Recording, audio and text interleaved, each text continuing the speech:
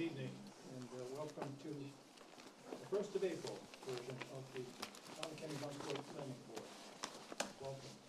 We'll start with attendance. We have all 5 members here, so we have a quorum and then some. That's great. Welcome, everybody. I, for one, didn't see a copy of the minutes from last. They didn't come out. No. No, not yet. We're gonna push that off till the next meeting. And go right to what I believe is the first item. There was some discussion about perhaps the first agenda item wanted to be pushed later or not. First item I have on the agenda is 57 Old Cape Road. Right here. You ready? We are. Okay. So that's item RED NAJ 26 001, 57 Old Cape Road.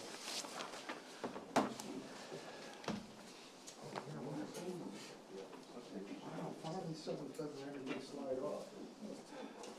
Thank you, by the way, for the new code. I was chasing my files and my papers for years because this was taken. Good evening, is this on? You were live, Mr. Logan. On? Yeah. It's not as loud in the room as it sometimes is. Can you hear me? Can you turn up the room speakers? Good evening, board members. I want to thank you for having time and taking the time to hear a brief proposal tonight. I'm here on behalf, and by the way, I'm Jim Logan, Longview Partners. For those of you I haven't been, there I go. For those of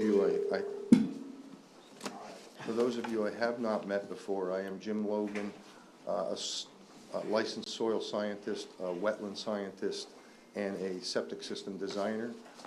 Working about 40 years at this stuff. Was formerly a Albert Frick associate employee for many, many years. I know that name was pretty familiar for a lot of years in the wastewater disposal business down here in Kennebunkport. I'm here tonight with Lisa Philbrick and Garrett, her son, and Emily, I'm sorry. And I'm representing a lot split in a previously approved subdivision in this town. As you guys probably know, anything previously approved by a planning board under the state law for subdivision requires us to come back for any additional divisions. Nadia pointed out aptly that this is a major amendment to an approved subdivision because it does create another unit of housing. So we're desiring to split one 3-point-something acre lot into 2 conforming lots. We're in the free enterprise zone, which is a 40,000 square foot requirement. Nadia's put together a beautiful set of very detailed comments in response to our proposal, much of which I think we can address pretty simply. Your packet included the original subdivision of the Harrington division. They did not have very creative names for subdivisions back in the day, but that was what it was named, and we are on, in fact, lot 3, if you will, of that original plan. Our lot 3 looks a little different because there was a 50-foot strip added onto the left-hand edge of this lot, sort of behind the lot 4. And I'll explain to the board why that is the case. That would be this, right here, the 50-foot strip. That was added because the original mobile home that was on this property, the grandfather dwelling that was there all along, was placed too close to the left-hand sideline as it was created.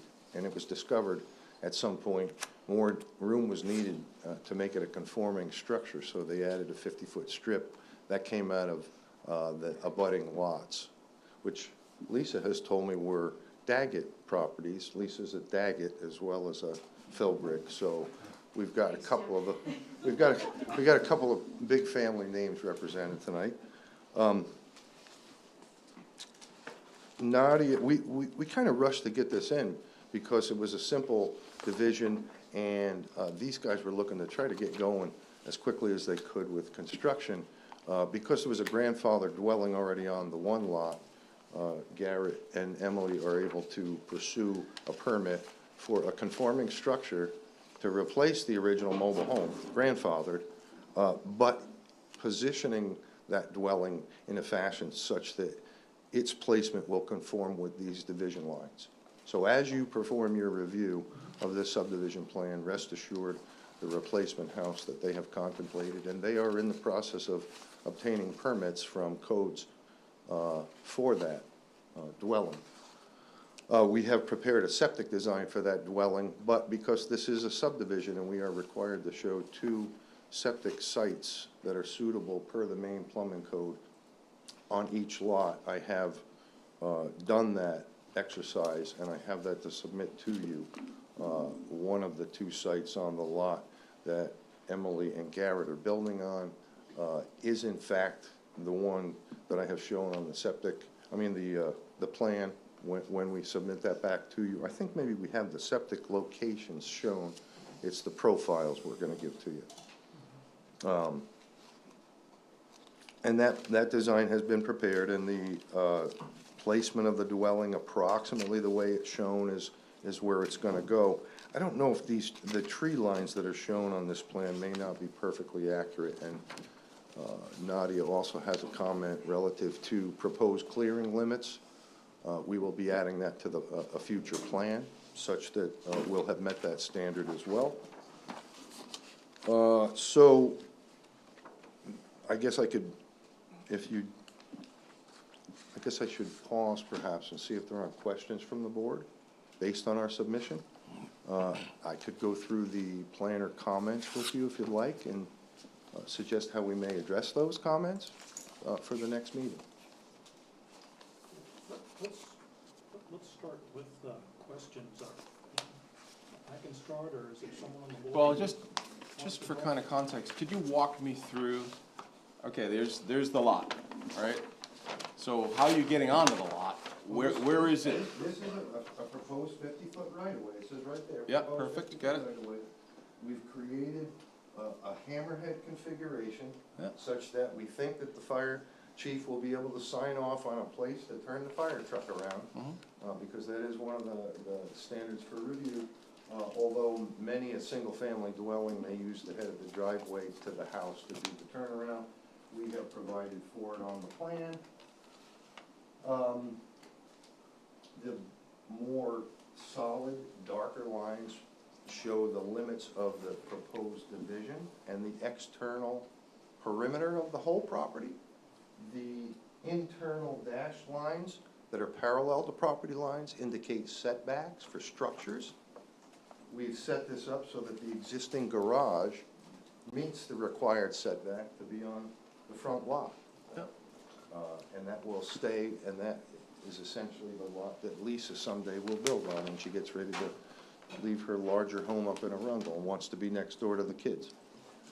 Is that possible?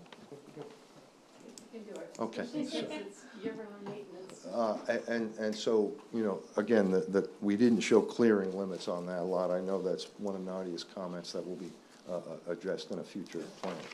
Okay. Other questions? Makes sense. Jim, could you summarize for me what the original subdivision was? This is a major revision to a pre-existing subdivision. Yeah, essentially it was that. Essentially, it was that the external line here was this, right? It would have been an extension of this back to here. Right. This is the 50-foot strip that was added from this Daggett lot and this Daggett lot. And they're all off onto the main road. There's no homeowners association amongst that division or anything? On this side? Yeah, anywhere. No. It's an old To subdivision. my knowledge, there's no homeowner association whatsoever, and that was one of Nadia's questions also for us to address, because we don't anticipate a homeowners association here either, because this is a family division. Yeah. And these, you're looking at the three people that are gonna Yeah, maintain and- this road. And nowadays, we wouldn't allow a subdivision that was Correct, bowling alleyed off of the main correct, road. understood. So it's just a That's- unique situation. That's the reason why we're gonna ask waivers where it's appropriate to ask waivers, because it's difficult to contemplate lot divisions in this kind of a situation with regard to your, as though you're contemplating a brand-new subdivision on a large lot that has no road going into it. This is a kind of a pre-existing condition situation, we see these all the time. They were the way they were approved Yeah, and back in the It day. seems like the lot to the north of that, called the north, is maybe large enough. It could be divided again as well. Well, It's this is a large one enough lot, because there's a lot line here, and this is the front lot. So this is already three lots on this side. Okay, I'm turned around then. Perhaps it's the one on the other side. Well, and there are three here too, Vogel, Daggett, and Daggett. Is that one large Uh, enough to divide? I'm guessing they're, 5 acres. So I mean, there could be further division along, correct, within that subdivision. correct. But though, complete different ownership, so difficulty in making connectivity, if you will, right? So Jim, I think the question was regarding, at least with the, this private right-of-way, is not so much an association for the entire subdivision, because they all have access off of Route 9, the Mills Road. But it's more for these property owners, what's their maintenance plan, what are they intending to do? Understood. Because in the future, they could certainly sell, those lots to other people, and so it's just more of a consumer protection question on that, not so much for the rest of the I subdivision. guess I would have to take that into consideration. Oh, Cape Third, yeah, sorry. I would take that under consideration with my Yeah. clients to determine what they wanted or were willing to do or not do. Again, these guys, they're not talking about ever selling any part of this. This is meant to stay in the family forever. But, No one ever does. I- Things happen. understood. I just had a vague concern about the other lots that were part of the original subdivision, and could they then be lopped off in half, and then instead of having 5 lots, we've got 10 absolutely. lots? Well, as a guy that does this stuff for a living, I sure hope those lots can be divided. What we do creatively, once they come to us for those divisions, I won't know until that specific situation arises.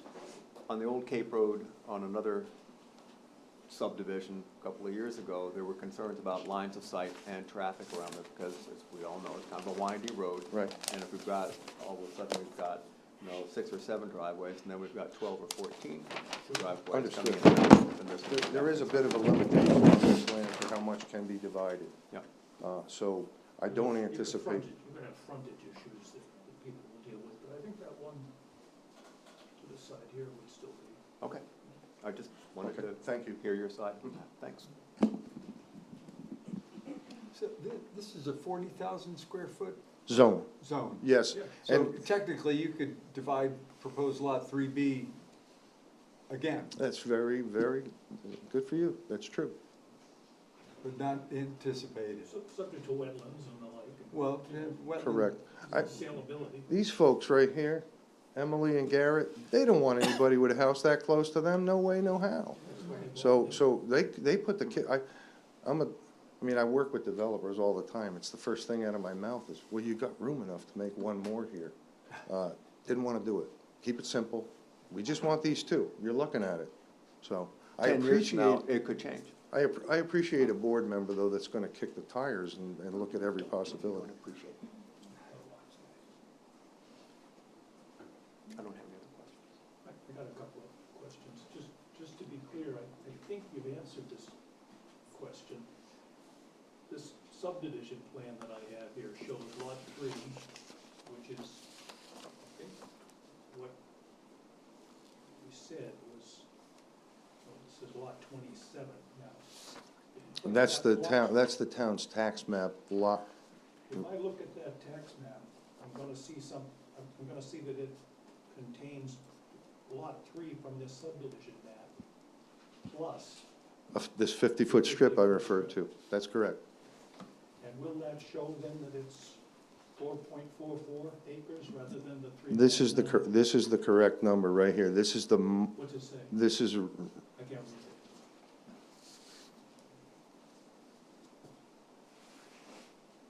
Well, I have to add the two lots together, I don't know if he has it here. I don't know if he has a total calculation. But basically, you've got the two gross numbers. If I go look at lot 27 in the town, It'll agree with this, because the tax assessor has recognized this 50-foot strip. that's what didn't jump out at me. I'm looking at the paperwork that I have, and I think I picked up everything I was supposed to. It still is application for a minor revision. And you're saying there's another piece of paper somewhere that says So we, the information for a major revision. yep, so I included that in the digital version on the SharePoint. I can certainly print you out a copy as well. That's I think we talked about 2 meetings ago, is the GovO one, yep. But I'm So- looking to get paper Sure. copies, which I did, I know on another application. Yep, I can print that out and put it in your box. I see that the name has changed, it's a major revision. This is the Harrington Division, is what this is. Well, that was its original name, we didn't want to rename it for confusion purposes, we weren't gonna name, why would we change that name? No, you won't. you Good, won't. good, no. This is a major revision to the Harrington Division. Correct. Got it.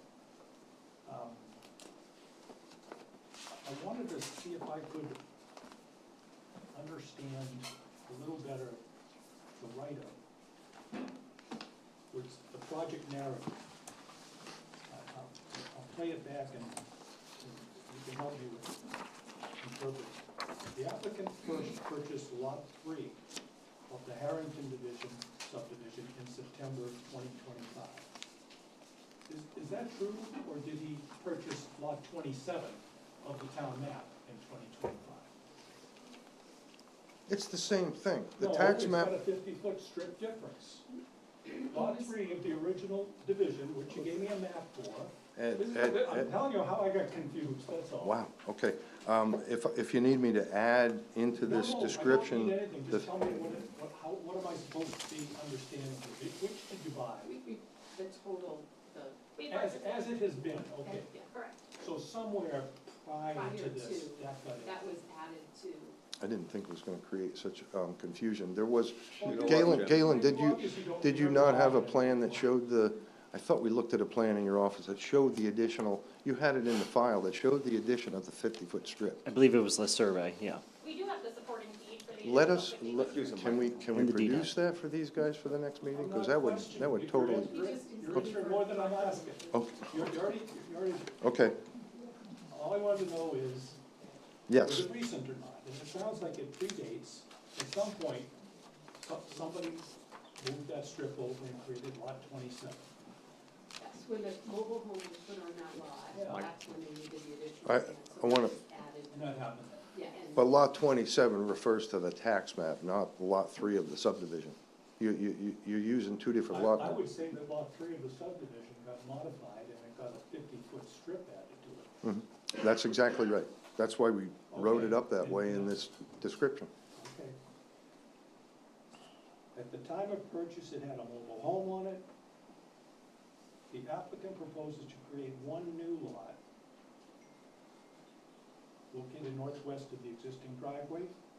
That's the, That's north and west of the existing which one is new? This one. In this right, that one, Yeah, okay. because there's no house here now. There was the Cool. mobile home here, All right. and this is where the grandfathering is, if you will. A second new lot is proposed to be located at the terminus of the existing driveway. And that is this. That's the terminus. See the terminus, the end? That's this lot. Maybe it would help to suggest what we're calling those lots in this project narrative. Proposed lot. A and B, Yep, something. Yep. Okay. Yeah, because that almost makes it sound like you're going to add another new lot, That's which how I you're read really it. I not. thought- That's that adds existing, up you're to just 3. dividing it. Well, No, now, wait a minute, existing wait a lot minute, one wait a minute. is A and Done B. this a long time.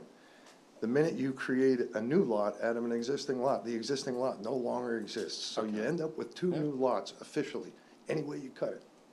I think it's you'd not get a good 3. idea if you could label them. Well, we've done it on the plan. I will label the narrative the same way. Okay, what are they labeled on the plan? A and B or something? Proposed 3B and proposed 3A, and that would refer to the subdivision lot number, not the tax map lot number. Tax assessor's gonna give it a different map, block, and lot than this subdivision plan, which refers to the original subdivision plan. Yeah, it's labeled under, if you look, Why Yes. I'm confused, that it's no longer lot 3 if it's got a 50-foot strap pattern to it, and I got a map here that says lot 3. Well, it's still lot 3 with modification. I mean, it happens all the time. yeah, so this is still lot 3 of the subdivision. So what should have happened, when this 50-foot strip was conveyed, it would have required a minor revision of the subdivision, which would have required to go through the planning board I process. got a virtual Yeah, review and- process on that. and so, that's still lot 3 of the subdivision. It just changed the boundary lines. Of it and some other lot that isn't Correct. part of the subdivision. Correct. You've got added to it, okay. Yep. So lot 3 has this extra piece. And now it's gonna be turned into 3A and 3B, Correct. from what I just did. That's correct. Result in one new single-family dwelling, as is already a single-family dwelling, on The The other grandfathered lot. mobile home that was Yep. there. right. Okay, I understand.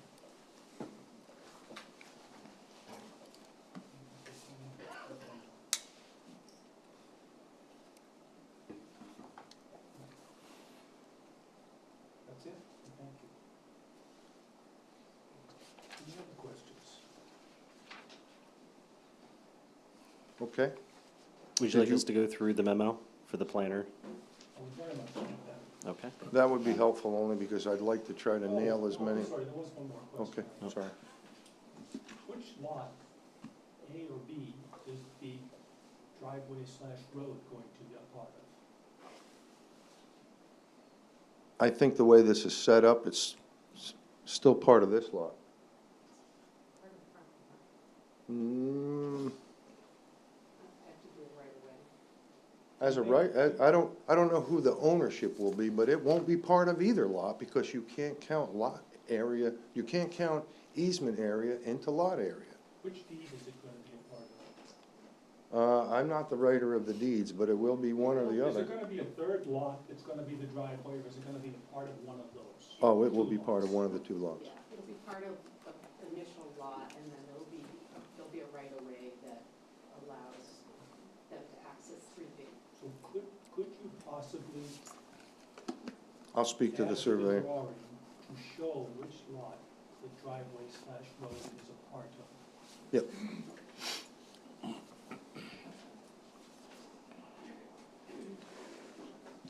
We can do that.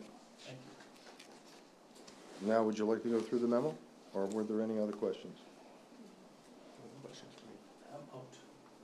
Yes, please, if you would go through the memo. Okay, everyone has a copy. I do not. I can't give you mine.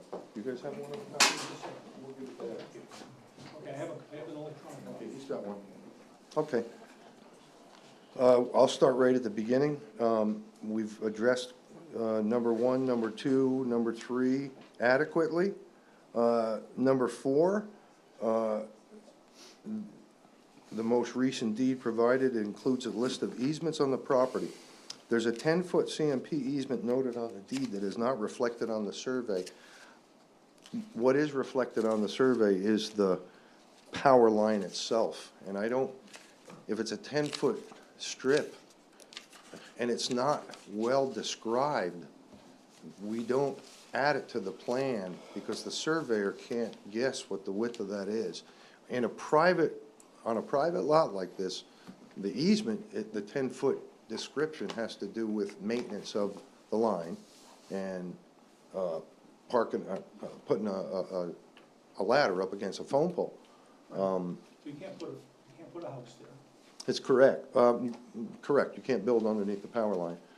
But I'll need to chase the surveyor to see, I don't know if there's a way for us to add the 10-foot wide strip other than, he's got the existing power line, the overhead line in its location. But the description of the 10-foot strip, I don't know if we can place that on the plan adequately, accurately, because it's not well-defined. That's the way CMP does their easements when they're on private property. They don't describe by meets and bounds.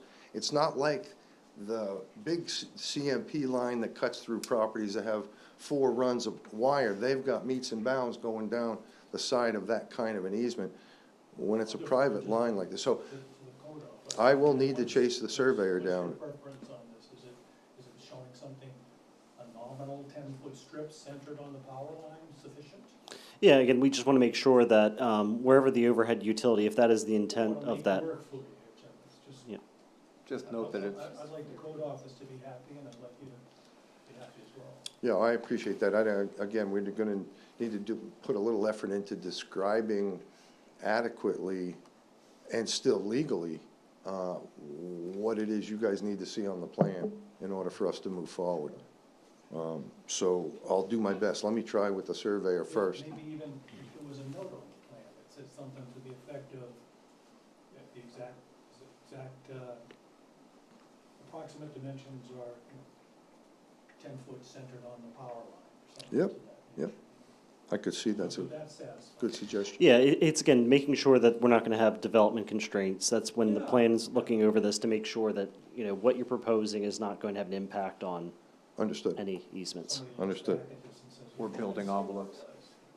Okay, so we'll address that. Number 5 was any deed restrictions intended to cover all or part of the lots or dwellings in the subdivision. I don't believe these folks want to propose any restrictions, other than I joked with them about mobile homes. And there was a mobile home here, whether they want to restrict it so no one puts a mobile home in the future. But at this point. None. proposed. And Jim, there's, to your best of your knowledge, you don't know of any other deed restrictions from the original subdivision Not that I'm aware of. from the developer? Yeah. Not that I'm aware of. So then number 6, similarly, we don't really have any deed covenants that we would apply. We don't expect this, because it's not your sort of traditional brand-new subdivision on a raw piece of land. There's not a relationship among the different Thank you, pre-existing lots. thank you. So we don't see any there. We've addressed the criteria for sewage disposal, notwithstanding, I still did need to get the 4 soil profile descriptions to Nadia, and I have them drawn up, and I will provide them. Quick question, and then to ask earlier, you mentioned that you were gonna provide 2 septic locations for each lot. But one of those lots must have at least one existing one, right? That's a good point, definitely. And it was failed, and it was so far out of date that it would not have, All right. wouldn't have held water. So How's that? So in my, wisdom, I suggested we find a new site and build them a new leach bed.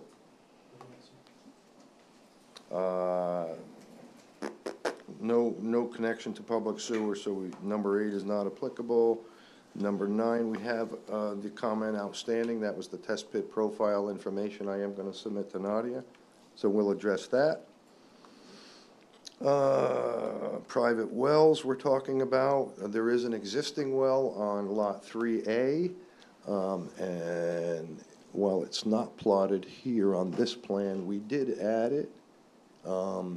I am complying with setbacks with the new leach bed here to that well, because I have to.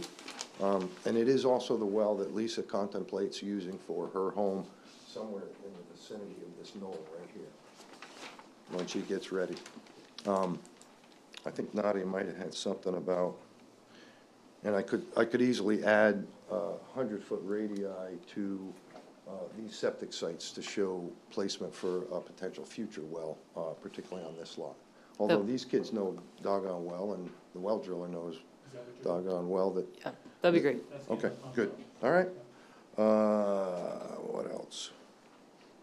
No public water supply, that's not applicable. Okay, we've addressed the notes on the date and the plan. High-intensity soil survey by a certified soil scientist. By the way, the term technically in the state of Maine has been changed to licensed, not certified. and that was for consistency with other licensing departments within the state of Maine, just for future reference. We have identified the wetlands on the map. They are forested freshwater wetlands. They are not shoreline zone wetlands. There are no streams. There are no water bodies. The request for the high-intensity waiver, and that's work that I do for a living. I'm only asking it because I just don't know if it's so meaningful to your decision in this case. We've mapped the wetlands. We know the kinds of soil that are there based on the soil profiles.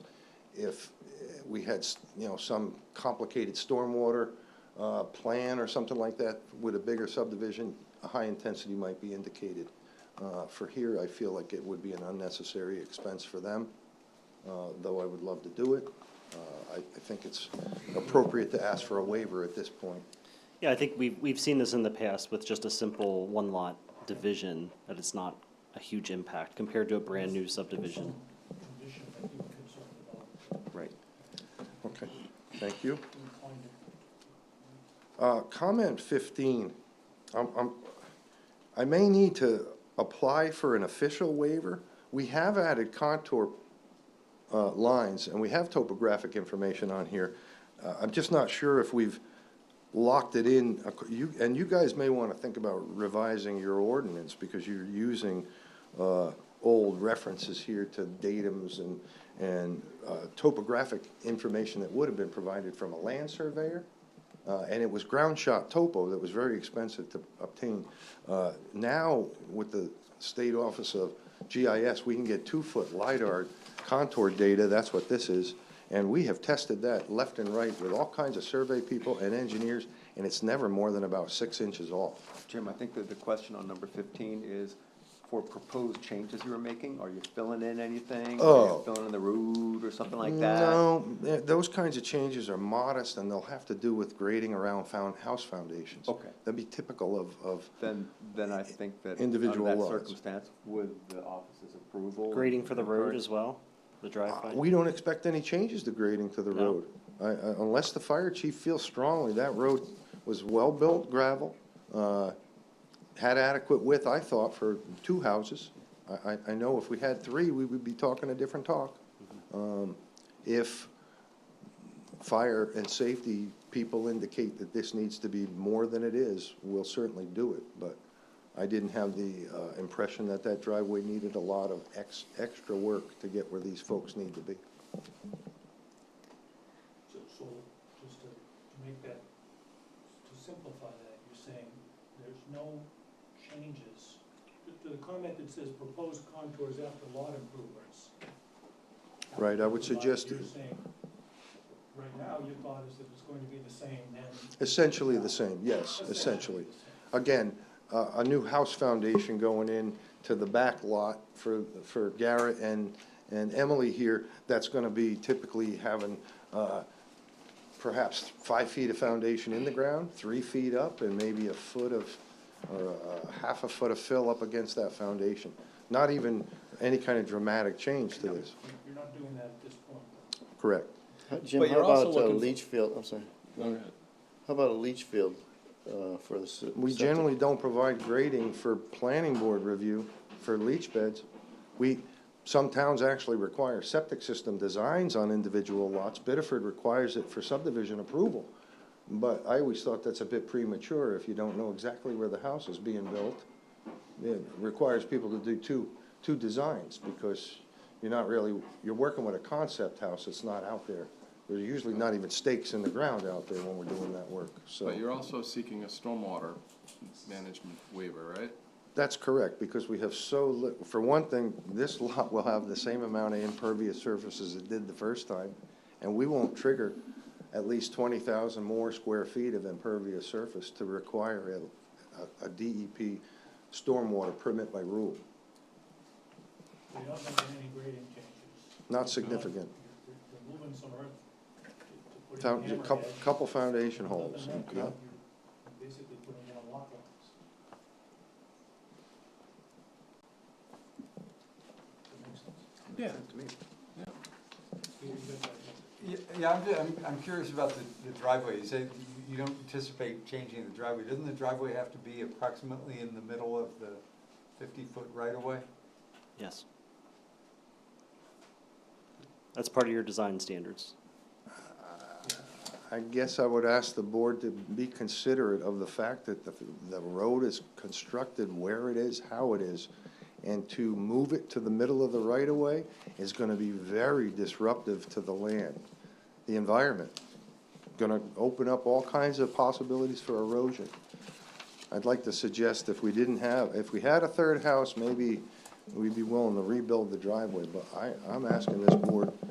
So town staff couldn't offer comment because we did not see any proposed. We saw the existing conditions, but there was no proposed conditions for the driveway extension and the travel width. And so that's why you're seeing in our memo and comment 24 that we couldn't offer you comment and insight at this Getting time. the answer to that, why you're seeing that there's no. Right. If there's no, and you can comment on that basis. Truth of it is, when I saw that comment, I thought that you wanted to see the length of the right-of-way from Old Cape Road to the end of the Hammerhead. And I was gonna add a dimension that said it was gonna be X number of feet. We didn't jump to the conclusion that No. there wasn't gonna be a change. I misunderstood the comment.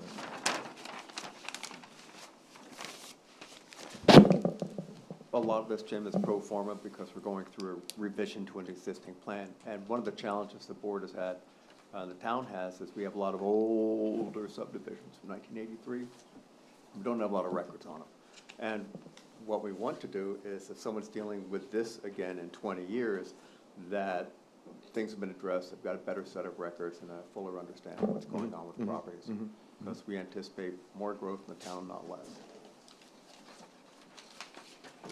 I would suggest to you, and you can see the configuration of the wetlands near to Old Cape Road, and a simple justification for leaving it the way it is that any movement toward the center of the right-of-way is gonna impact wetlands, and I don't wanna have to do that. What's the width of the driveway right now, roughly? It's about 14 feet if you count both shoulders. If a third house goes back there, then you have to address the It would road. change the whole complexion of But things, and we know that's- that. that's not this project. Galen has made it very clear to me that when we put 3 houses on a private driveway, and here, the challenge for you guys is what about the ones that already have 5 houses on them? Don't wanna go there. I understand what you're saying. We come back, if it's a third house, we know we gotta do some major reconstruction of that driveway I to, hope you're still working then. I'm gonna be here I'm gonna live till about 120. Good for you. There's a lot of vernal pools out there. I think it's 12 feet. So you have to look at the subdivision standards Mm-hmm. for a private rights-of-way. Right. Because this is part of a subdivision, so you have to look at those standards. And so those standards are a 50-foot minimum right-of-way, and then an 18-foot minimum travel width. For 2 homes? Yes, That's for 2? yes. I thought that was your 3. No, that's under the definition of a private rights-of-way. This is for the subdivision This is road subdivision standards, so I would, which are different than the Yes, land use yes. standards. Okay, yeah, and what was that width again? the width is 18 feet. So I would recommend, Jim, Could I looking at ask, that, could I ask a waiver? I would recommend reading those standards and suggesting your waivers in a cover letter to us.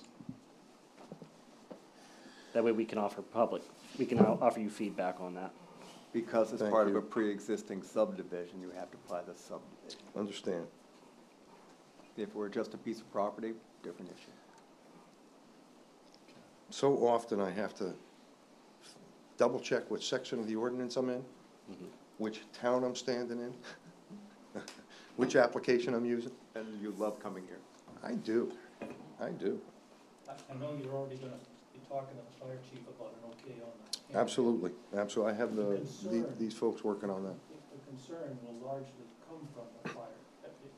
It's worth talking about the width of the road with you as well. What we've heard in other cases is the concern that this fire equipment not be impeded by one car on that road. I'm familiar. Go around, okay, so Even worse if you gotta If get you're the looking fire for truck just- past the ambulance at the same time. That's what really, yeah, and that's when it's important. I understand. If you're already talking to them, this will be Yeah. appropriate. okay, As would the discussion on the availability of water from the wells to, again, for a single house, that standard, we usually are looking to local well drillers. Truth of it is, nobody's had trouble on any of the neighboring lots drilling a well and having adequate water. If I was closer over to the ocean, I might concern myself with salt intrusion. But the well drillers and the wells in this area, not a particular problem. I wouldn't expect trouble getting adequate water. The lack of adequate water usually is because the well driller's going too fast, drilling past all the good bedrock fractures. And then they have to hydrofrac. So I don't anticipate any problems with adequate water. Best I could do would be to try to get a well driller to provide a statement that was to that effect, but I haven't had to do it in the past, so, not for a single lot, anyway. It's a subdivision. Okay. You would like a statement then from a well driller? I'm okay without it. I mean, just I wonder take your whether the point, fire George. department would want that statement. Why would the fire department care about adequate well water? No, so their question is about, when, in the subdivision standards, Jim, there's a provision that says about water supply. So Yep. that is for either close proximity to a hydrant or a pond. And that would be where I would expect the fire chief to weigh in on the distance it might be to the nearest dry hydrant and/or what he could do with his fire truck to support fire suppression at this property. Because it's a subdivision. Understood? Well, that's the reason we're looking at it. Yeah. You know how far I gotta keep looking back on some of these, because I walk into a situation and there's no way this is part of a subdivision. Oh, and then you dig around, you find an ancient map? We Yep. had an ancient map just a couple of weeks ago. Yep.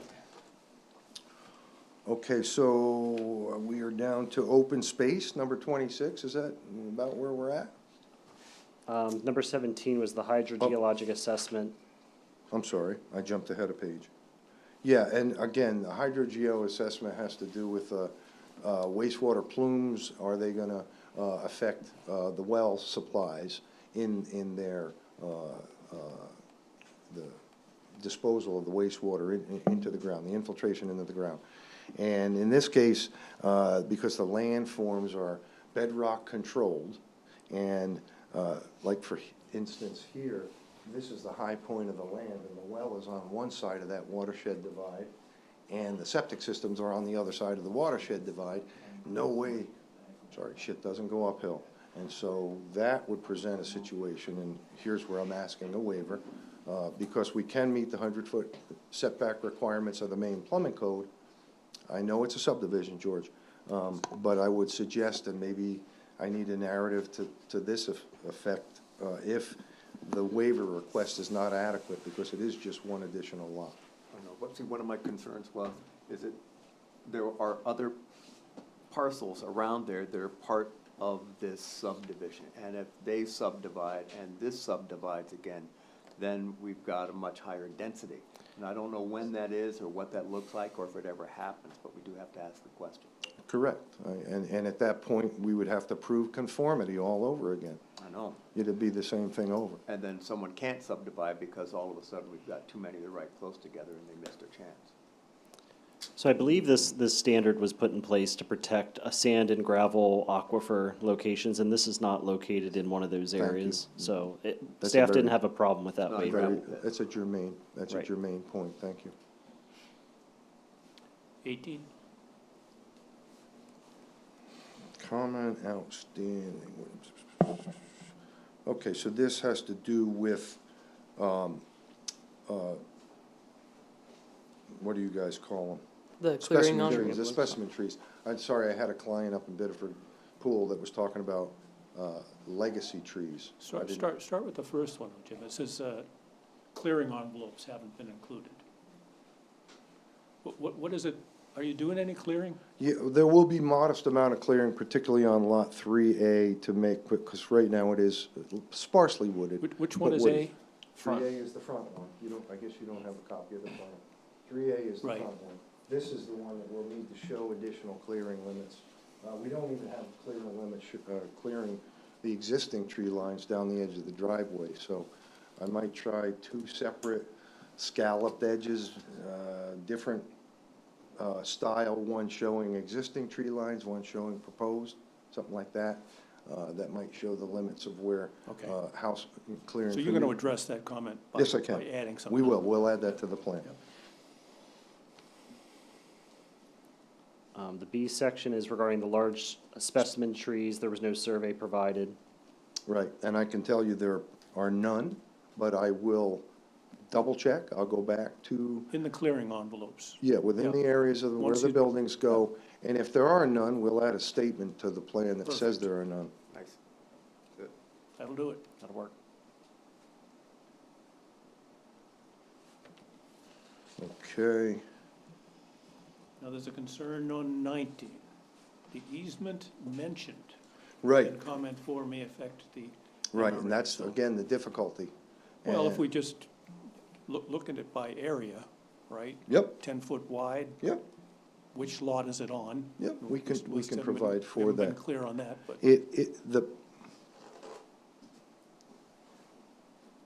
No, it's a moot point, because the entirety of that easement is within the road easement, and you can't deduct twice. Right? Okay, Am I right? if that's where the easement is, If yeah. if you look at the pole line, it ends at the utility pole in front of the garage, within the right-of-way. So So that solves the problem. I don't think I can deduct twice for something we deducted the first time. That area has been excluded from lot area to begin with. That's right next to the road. If there is a piece of overhead line that went to the mobile home, I can find that and show that, but that's not reflected on this plan. Do you agree? Yep. Okay. So that's more of a non-applicable than it is I need to respond to it, correct? No, I think it's, you just responded to it. You said. Well, yeah, but it's- I don't need to put anything in writing back to you folks, right? We're in the public record? Yep. I'm getting a nod, yes. Okay. Number 20? No? Uh, Next one is 24. 24 is the next one that has a comment Oh, outstanding. okay, got it. Yeah, again, no significant changes proposed. If you Again, the guys, staff's concern with this one, Jim, is that we don't see a proposed extension of that travel way. okay, So that's what that's referring to.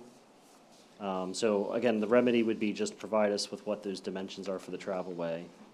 As And, proposed. and the length of what we need to build Correct. new, okay. and the cover letter does mention a modest widening of the existing road, Well, so I figured. whatever those measurements will end up being would be I'll good to have on firm the that up. plans. Okay, After the fire chief discussion.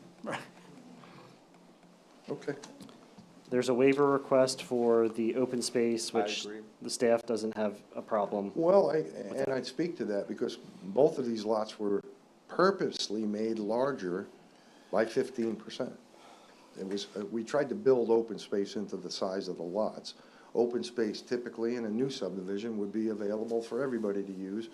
In this case, this would be shared between both lots, but we've accounted for that space within each lot. I'd recommend waiving that. Okay, This is well, not that's, a traditional, a typically Let's keep- shaped subdivision. Let's Got keep it. going, let's keep going. So number 28 is a waiver request for the trip generation. Again, staff doesn't see a problem with that because it's a simple one-lot subdivision. I would agree. Number 30 was a waiver for not submitting a stormwater management plan. It's a Okay. single lot, so it's not Really, I don't see any need for that. And minimal changes. correct. Number 31, there's a waiver suggested for erosion sediment. and I'm only asking that waiver because we're not rebuilding the Not road building to a any road. great extent. If we were close to wetlands or something like that, with some of these, the home construction, it would be different. Unless you but we're need not. to, because the fire department, I'm only kidding. Ah, good. All right, I got a guy with a sense of humor. Keep us moving forward. Comment number 34, financial and technical capacity. I would ask a waiver for that because it's the cost of building a home. And these guys wouldn't be in the process of applying to the town for that home if they didn't have the technical and financial capacity for that. I agree, that's designed for a larger subdivision. There's Okay. no- I would, as long as the code office is comfortable. Yeah, that would have to do if you needed to bond the road or something like that. Yeah. So you can just include that in the list of waivers. Yep, I will add that. Next one is the performance standards, so under pollution. The applicant should confirm whether the intended form of the homeowners association for 2 lots, so we sort of discussed that. What's the future intent? We don't think there will be one. Okay. Okay. If you could just respond to that. Yeah, we talked about sufficient water. Sufficient water. We're is still gonna addressed. talk to the chief. Good. Soil erosion, the waiver's been suggested for that. We've discussed that. Traffic conditions, there's a waiver requested for that. And again, that's because this is a simple, single lot. Sewage disposal, no test pit data, which you're going to address. I have it right in the file already. I just have to make copies. Preservation open space, that's a waiver request.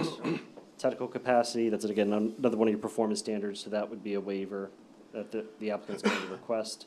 Stormwater management, open space, and then we're just waiting on the town approvals, anything with the, if they would like to apply for the standard for the project for town approvals under 415.11.20. For a standard subdivision, this is a standard that we usually only apply at final review, so we just wanted to note it for the board. There is already access onto Old Cape Road with the property, so we don't anticipate the need for a new curb cut. And that's, I think, the only relevant town approval, other than obviously the planning board, Not applicable then. that would relate to this. Do we agree that we don't need, Yeah. okay, we don't need any town, final plan approval? Jim, I would just say for 415.12.2 is the traffic conditions, just review that, and make any recommendations that you wish, and we'll give you comments on those waiver requests. What's that now? Which section again? Traffic design Traffic standards, Oh, page okay. 10. Okay. Not centered, 18-foot sidewalks, I don't see where any of that will really apply to this. Yeah, I struggle with this myself, just because we've got a series of lots that happen to be adjacent to at one time were created through the subdivision process. They haven't been managed as a subdivision, they weren't laid out as a subdivision. Well, they were now of the time. That was There was no homeowners association, It's et the way cetera, they et were cetera. done. So, on the one hand, this would be, let's just go focus on the things that are changing in this subdivision. These are things we would do on a new, large-scale. I know. I've been involved in those too. It's I know addressed you in the have. next one, which is, this is what we call a flag lot, bowling alley. Well, is It it or already is it exists. not? If the. It was. Sorry. Well, If the driveway, right-of-way is attached to 3A lot, then it's not a flagpole. correct. It was unclear in the plans. It looks like it's attached to the rear lot, It does. but if it is attached to the front lot, then I'm pretty certain There's it no is flagpole. attached to the rear lot because of the way the bold lines are shaped. The dash lines, the bold lines, those are lot lines. Well, the fact that you're guessing at it, I think, is just evidence of the problem. I'm not particularly well, guessing. there at there it. is no bold line across the top of the right of way. You mean down here? Correct. It has to be That's deep. what makes me say it has to do this as part of this lot. Right. Here's your bold line that outlines this lot, and this is the line. Oh, I thought that was a So dotted if line. what we're hearing is that the intention is for the right of way to be as part of the front lot, then just one more line, This was the I'll- original. We'll clarify maybe it. two, given the. Yeah, I think that was a takeaway. You were Existing gonna bold clarify line. which lot. That was, right, a point made a while ago. We're back to it. Yep. We've circled back. And then the last design standard is comment 3, which is about utilities. So in approved subdivisions, there's a requirement that they are underground unless it's for an affordable housing project. Staff is suggesting a waiver since it is just an additional lot that's being I agree. created. Give me that section again one more time. 415.12.8, it's on page 10 of the comment memo, number 3. I agree with all the waiver requests and the notations that you guys have requested. It makes perfect sense. I appreciate your patience, everybody's patience with this, but it's a pre-existing subdivision. That's the problem. so we gotta ask. Yep, So That was a staff suggested waiver, are I think at this point, we've gone through yes. all of this. Thank you very much for the thoroughness, and thanks for the loan of the iPad. Couldn't have done it without.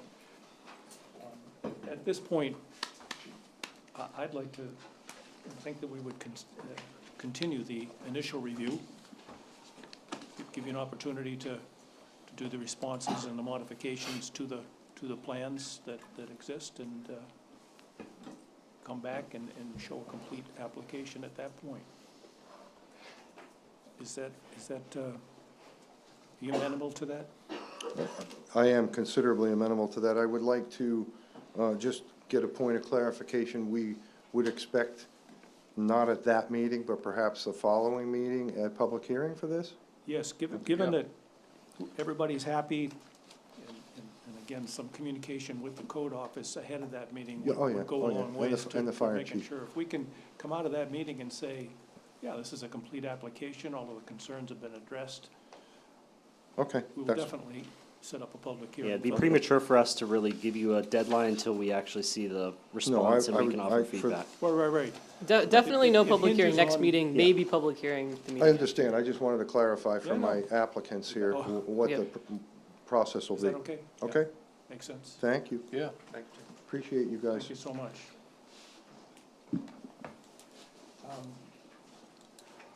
We've volunteered to be case manager for this. Now, we should have a very brief discussion, we can talk more about it later, but case manager now no longer means you're gonna be responsible for writing the findings of fact. However, I do think that it means that you will be responsible for leading the questioning the next time, and for reading the findings of fact into the record at the end. How many initial reviews do you have? I'm happy to do that one. You wanna do that one? I think you'd be good at it. Oh, Thank you, Ted. You're already, don't suck up to me. All right. number 5, you know better.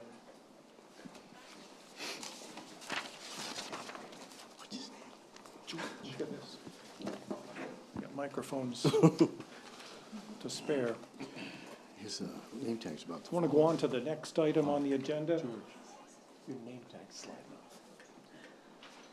Number 2, SP 26-0008, 14 East Ave, Walsh Engineering. Mr. Gilliam. Good evening, Board.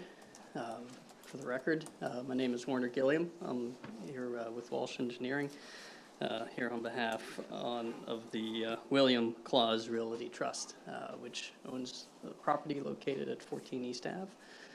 We were here before you at the last meeting to go over the shoreline stabilization project for this property. As you all know, it's a small parcel, that's improved with Mr. Claus's garage. Single-family home is located on the other side of the street. Detached garage is located on this piece here, and it's directly adjacent to the Chicks Creek basin area here. As we discussed at the last meeting, this area has been subject to a fair amount of erosion over the years. It does have the remnants of an old wooden retaining wall that is no longer really in place, but the remnants of that are still there. There is a portion of a reconstructed wood retaining wall that is on the opposite side of the property, but that portion is not what we're here to discuss this evening. The proposed stabilization is essentially is a stone revetment that will follow along the shoreline of the property here. And at the top of that stone revetment, we do have about a 10-foot vegetated buffer per MDEP standards along the top of that bank. We had some staff comments from the last meeting and some subsequent comments that we've addressed and provided staff with an updated memo, an updated plan set as well. So We had some questions regarding lot coverage, which we've provided for. We made some adjustments to the cover letter. There was a question regarding the flood hazard line. So we previously had a elevation 12 on the line, and I think as we discussed at the last meeting, this was, this came off of the original flood insurance rate map and didn't reflect the Lomer line that had been adopted essentially the next day, which is to an elevation 9. And so that plan has been adjusted to reflect that, as well as the plan notes associated with that. We had some questions as far as the plant type that was going to be used for the vegetated buffer. So property owner selected Rosa Carolina, as their bush of choice. We provided also to staff some details about, we have a couple of corners where, just in terms of dealing with our lot coverage, that we're going to cover over portions of that revetment, and that gets vegetated as part of the buffer. And so we provided some details associated with that as well. Any questions that the board has on these? I'm happy to answer any questions that you may have. Peter, you volunteered as the case manager for this. I don't know if you remember that or not, at the end of last meeting. I did, or? You did. I did. Oh, you don't? I think you're looking at me, man. You do remember. Yeah, George, you didn't know they volunteered you for it? Do you have any questions? I don't. Appreciate it. No. I don't. Thank you. Just what are in the town comment? We have 3 kind of minor questions that I think could easily just be a tweak to the Sure. plan before Yep. the final plan. The flood zone is correct on the actual map part of the plan, but the notes still note it as elevation And 12. we did address that. Okay, Yeah, that note, that note's changed, and we also, we've also updated the date reference on it, because it's the day after, that Yep. first plan, but yes. Perfect. Yep. no, we can and then fix that.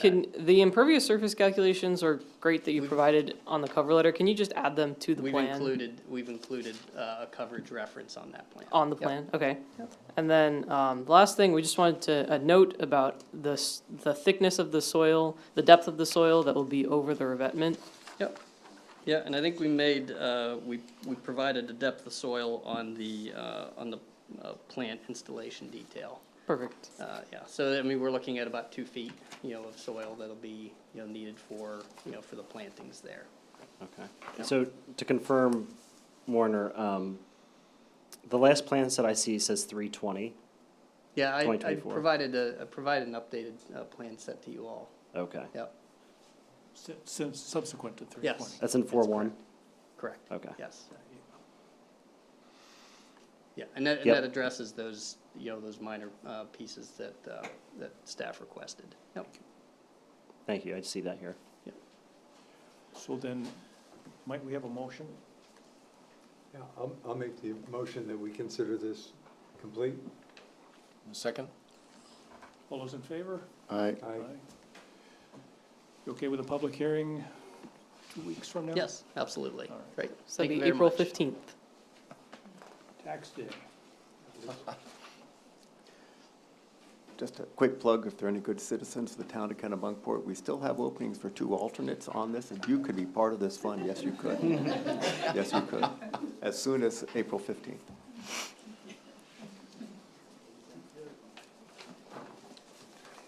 You ready? I would like to be ready.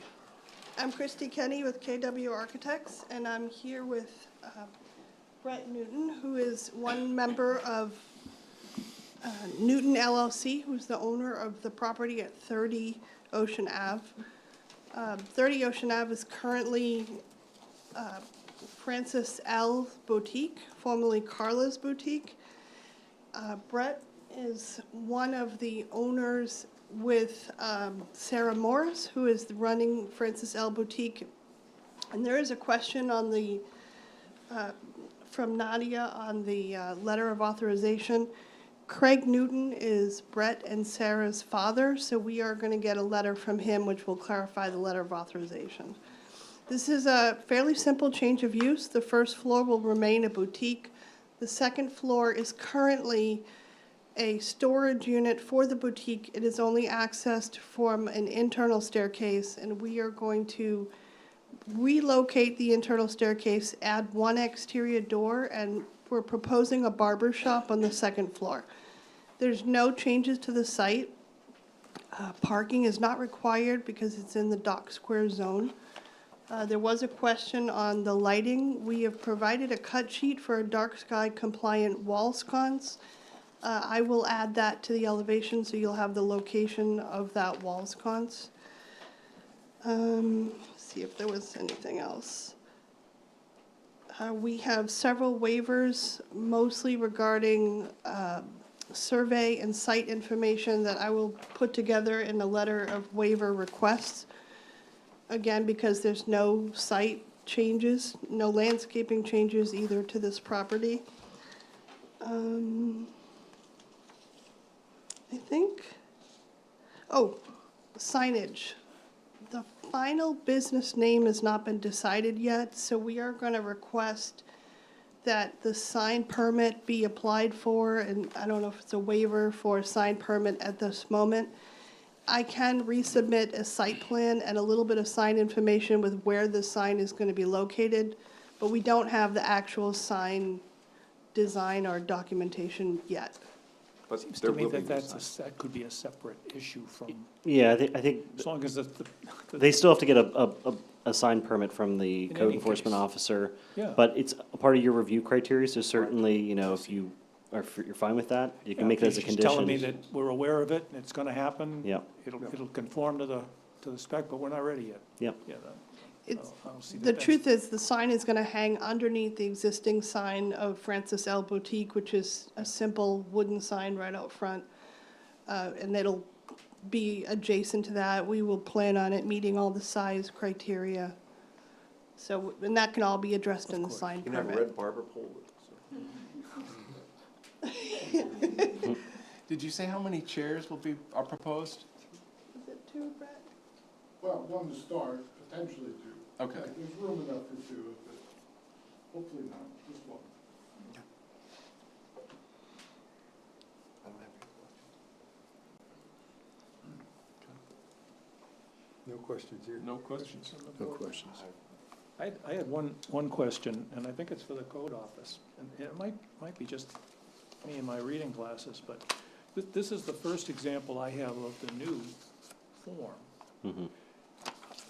Where on here does it tell me that this is in the dock square zone?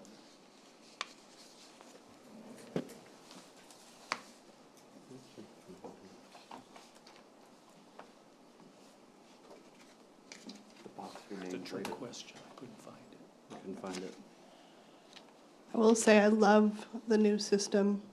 It Oh, is so It's pretty good. helpful. Yeah, it's just, So we'll have to put that we're in there. old, you know. I've been submitting plans for 20 years to Kennebunkport, and I love the new system.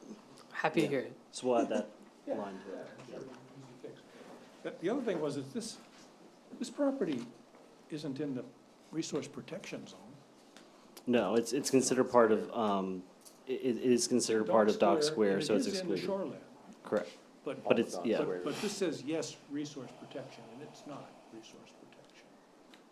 Okay, yeah, that was filled out by the applicant, so that's. Okay, I'm- That's not my okay, error. That's fine. Yeah. I'm not blaming. No. We can make that modification. It's less restrictive. Not that, you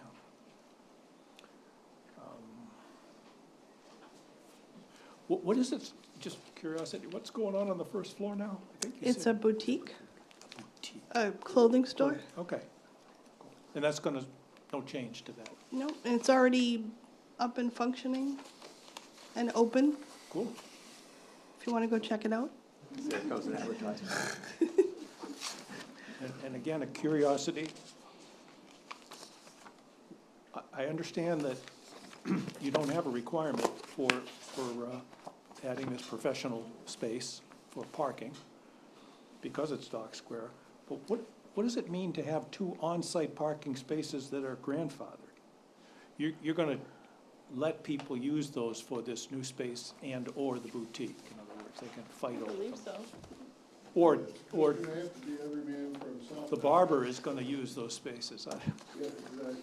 maybe, okay. If it's open, you can use it. If it's not, Yeah. so be it. All right. If I'm there, it won't be open.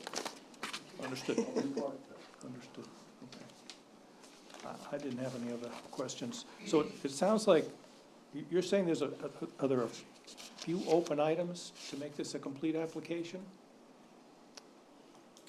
The letter of authorization needs Yeah. updating? I think the letter of authorization, these are all minor things. The light, The showing the light location- on the The location elevation. of the wall sconce. Yeah, that's Uh, minor. And then the signs as a condition. A letter formalizing the waiver requests Yep. you were looking for. Yep, And one of those, of course, would be signage. as condition, yep. Are there any other issues that you saw in your review? Nope. Would you be uncomfortable if we declared this complete? Nope, you're good. Okay. I'd make a motion that this application is complete. I second. In favor? Yes. Public hearing next meeting.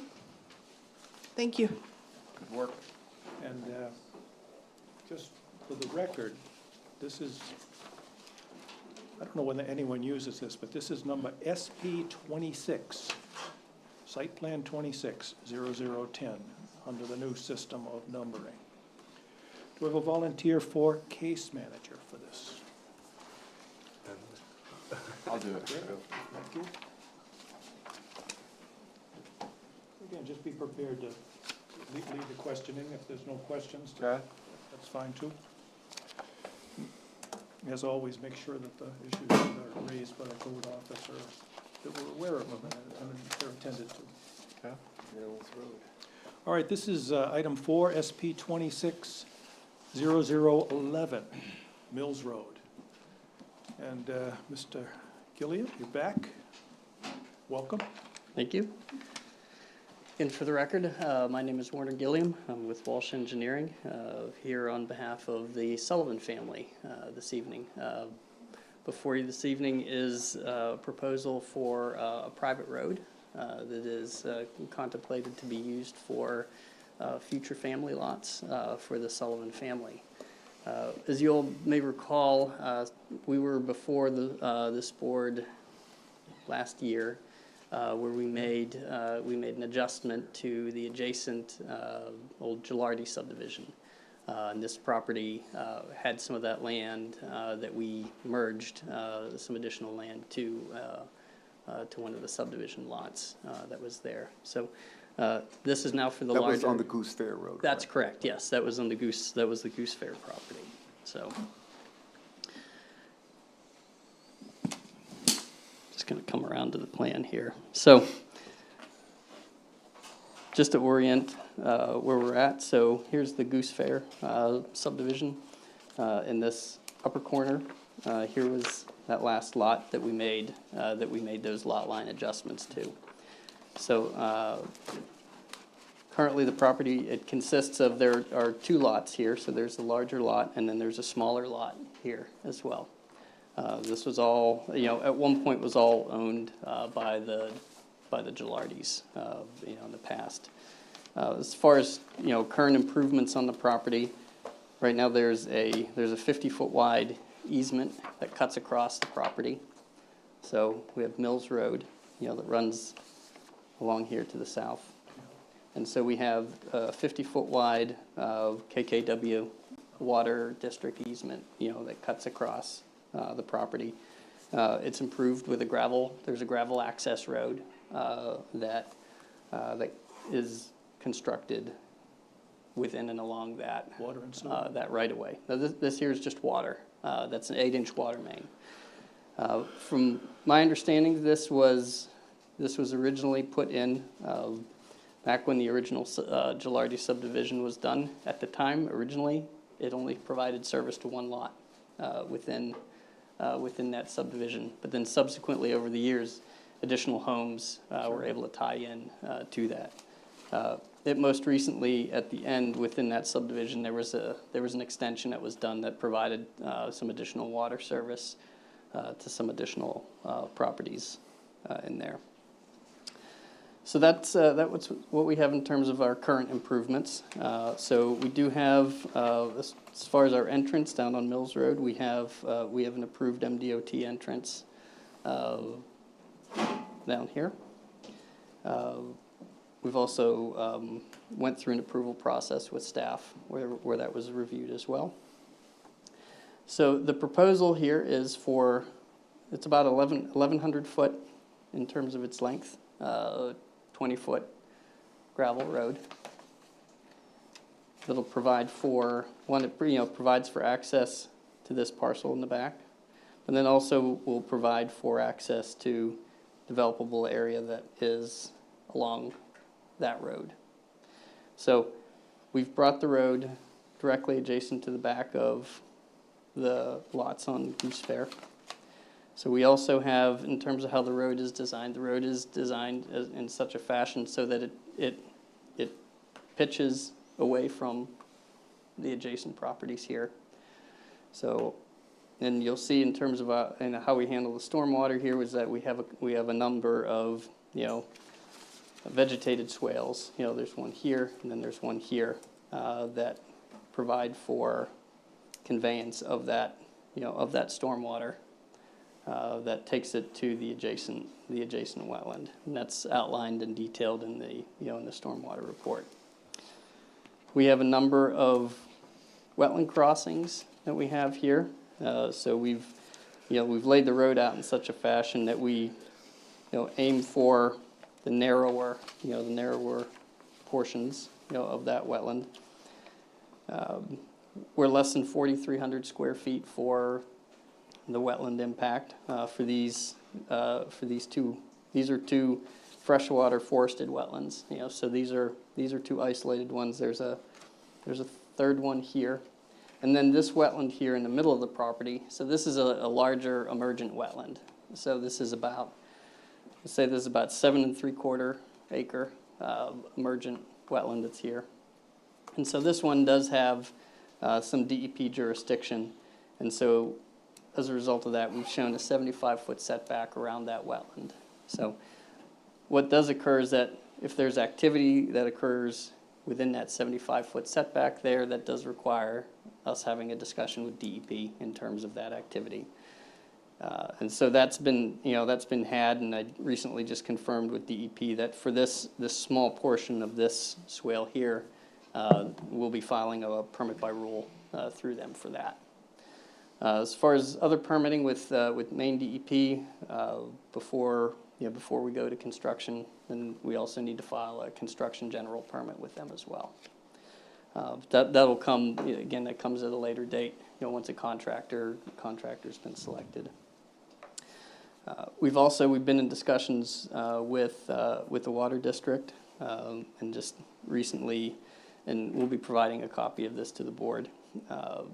Recently obtained an ability to serve letter from the water district. We are contemplating, the construction of an 8-inch private main along the road here to provide for water service. It's not going to tie into that existing 8-inch main? It does. It ties in right here. I see. Yep. So it ties in into this location here. Because it ends up there on Mills Road, correct? That's correct. Yeah. Right. Water service comes down Mills, and then comes cross country here and into the Gilardi subdivision. So, and we're tapping in right here where it comes across the property, and then we're coming down here. The water district does request, generally speaking, at the terminus, of mains such as that, we'll be providing a hydrant, at this location. So one, it provides for opportunity for them to blow out the lines, and whenever there's maintenance required, they can do that there. But also it provides for a good location for a hydrant. Will that be their hydrant? No, that'll That'll be private. terminate there. That'll be a publicly accessible and usable hydrant that's there. Yep. But not one that the homeowner's being built for. You're saying KKW is gonna own it? and Correct. service Yeah. it. Right. Yeah. That's right. Yeah. Yeah. That's a water district. Yeah. That's a water district hydrant. So, yep.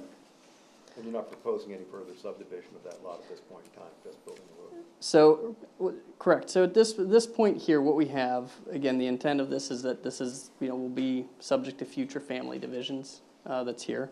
One thing that we are currently contemplating, just because in terms of the timing of the division, and it also just, I think provides for some, for some practical income as it relates to the construction of the road. We do have a lot that is shown, that we have contemplated dividing here on Mills Road, okay? I don't have it shown here on purpose, just because it's not part of this application. That particular lot also has an approved entrance permit for that, and the driveway location for that is essentially almost directly across from the Burles Way subdivision entrance. We are showing on here, just because there is public sewer in this portion of Mills Road. So there's a force main that runs down through this portion back when the Burles Way subdivision was constructed.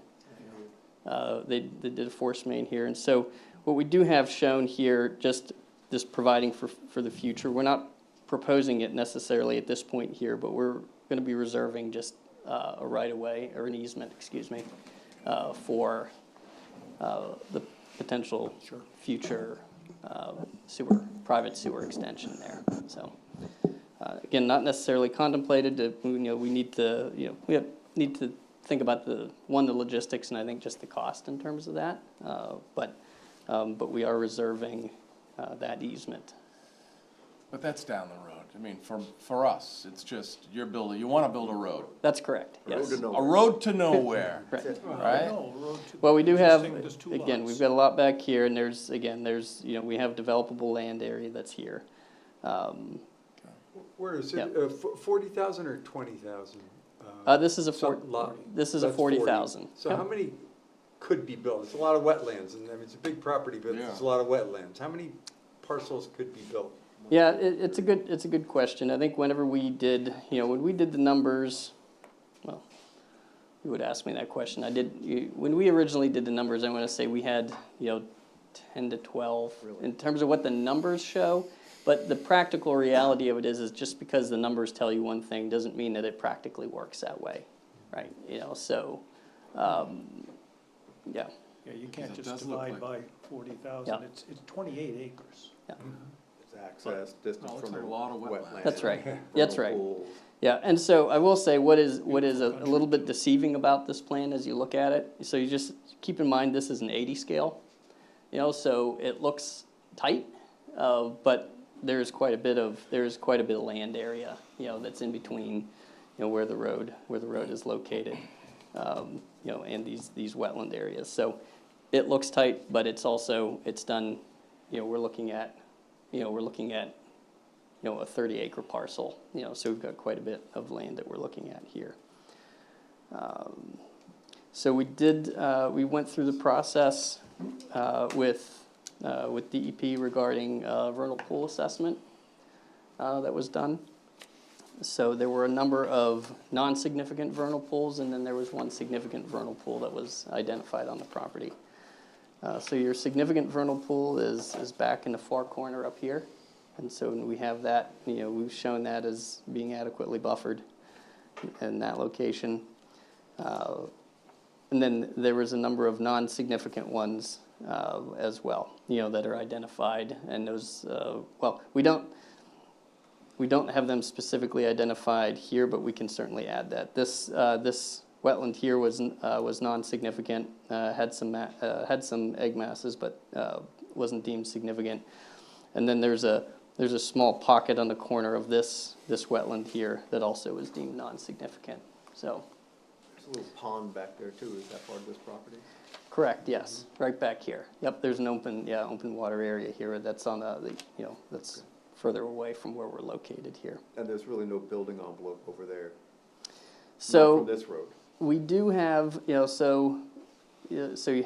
shoreland zone, we have vernal pool buffers, but as you know, there is development that is allowed within your shoreland and your vernal pool buffers. You just have to calculate the development areas, right? You're limited to a certain amount of tree clearing and things of that nature. But not from this road that you're proposing. We've contemplated and have thought about the potential for a driveway that could come off the back and over to this area here. You're already at 1,100 feet. That would be a driveway, that would come off, that would come off the end. But that's again, that's contemplated for the future. Yeah. There's more permitting involved with that. Yeah.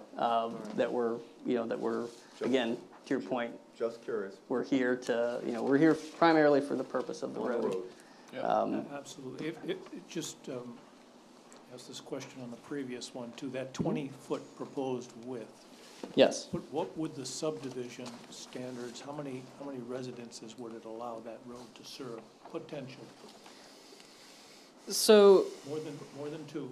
well, more than four Yes. even. You don't, in our subdivision standards, you don't move to the next width up 22. until many more dwellings. Okay. I don't even remember the exact number, but it's a Just wanted to significant make sure number. we weren't at a break point. No, whenever we look at the private road standards, so 20 feet is at 4 or more. Right, so we're at that, in terms of the, the You have capacity. a lot of flexibility. That's correct, that's right. Okay, It does good. give us, what you want. flexibility there. Yeah, so in the subdivision, you were asking about Yes, that. it was. I know this isn't in subdivision It's a standards. private road. Correct, it's private road. Right. Yeah. But if at some point they subdivide this lot and make it, come with for a subdivision view, I wanted to know would the road serve? Oh. Okay, yeah, I That's- can get that. And it sounds like it would.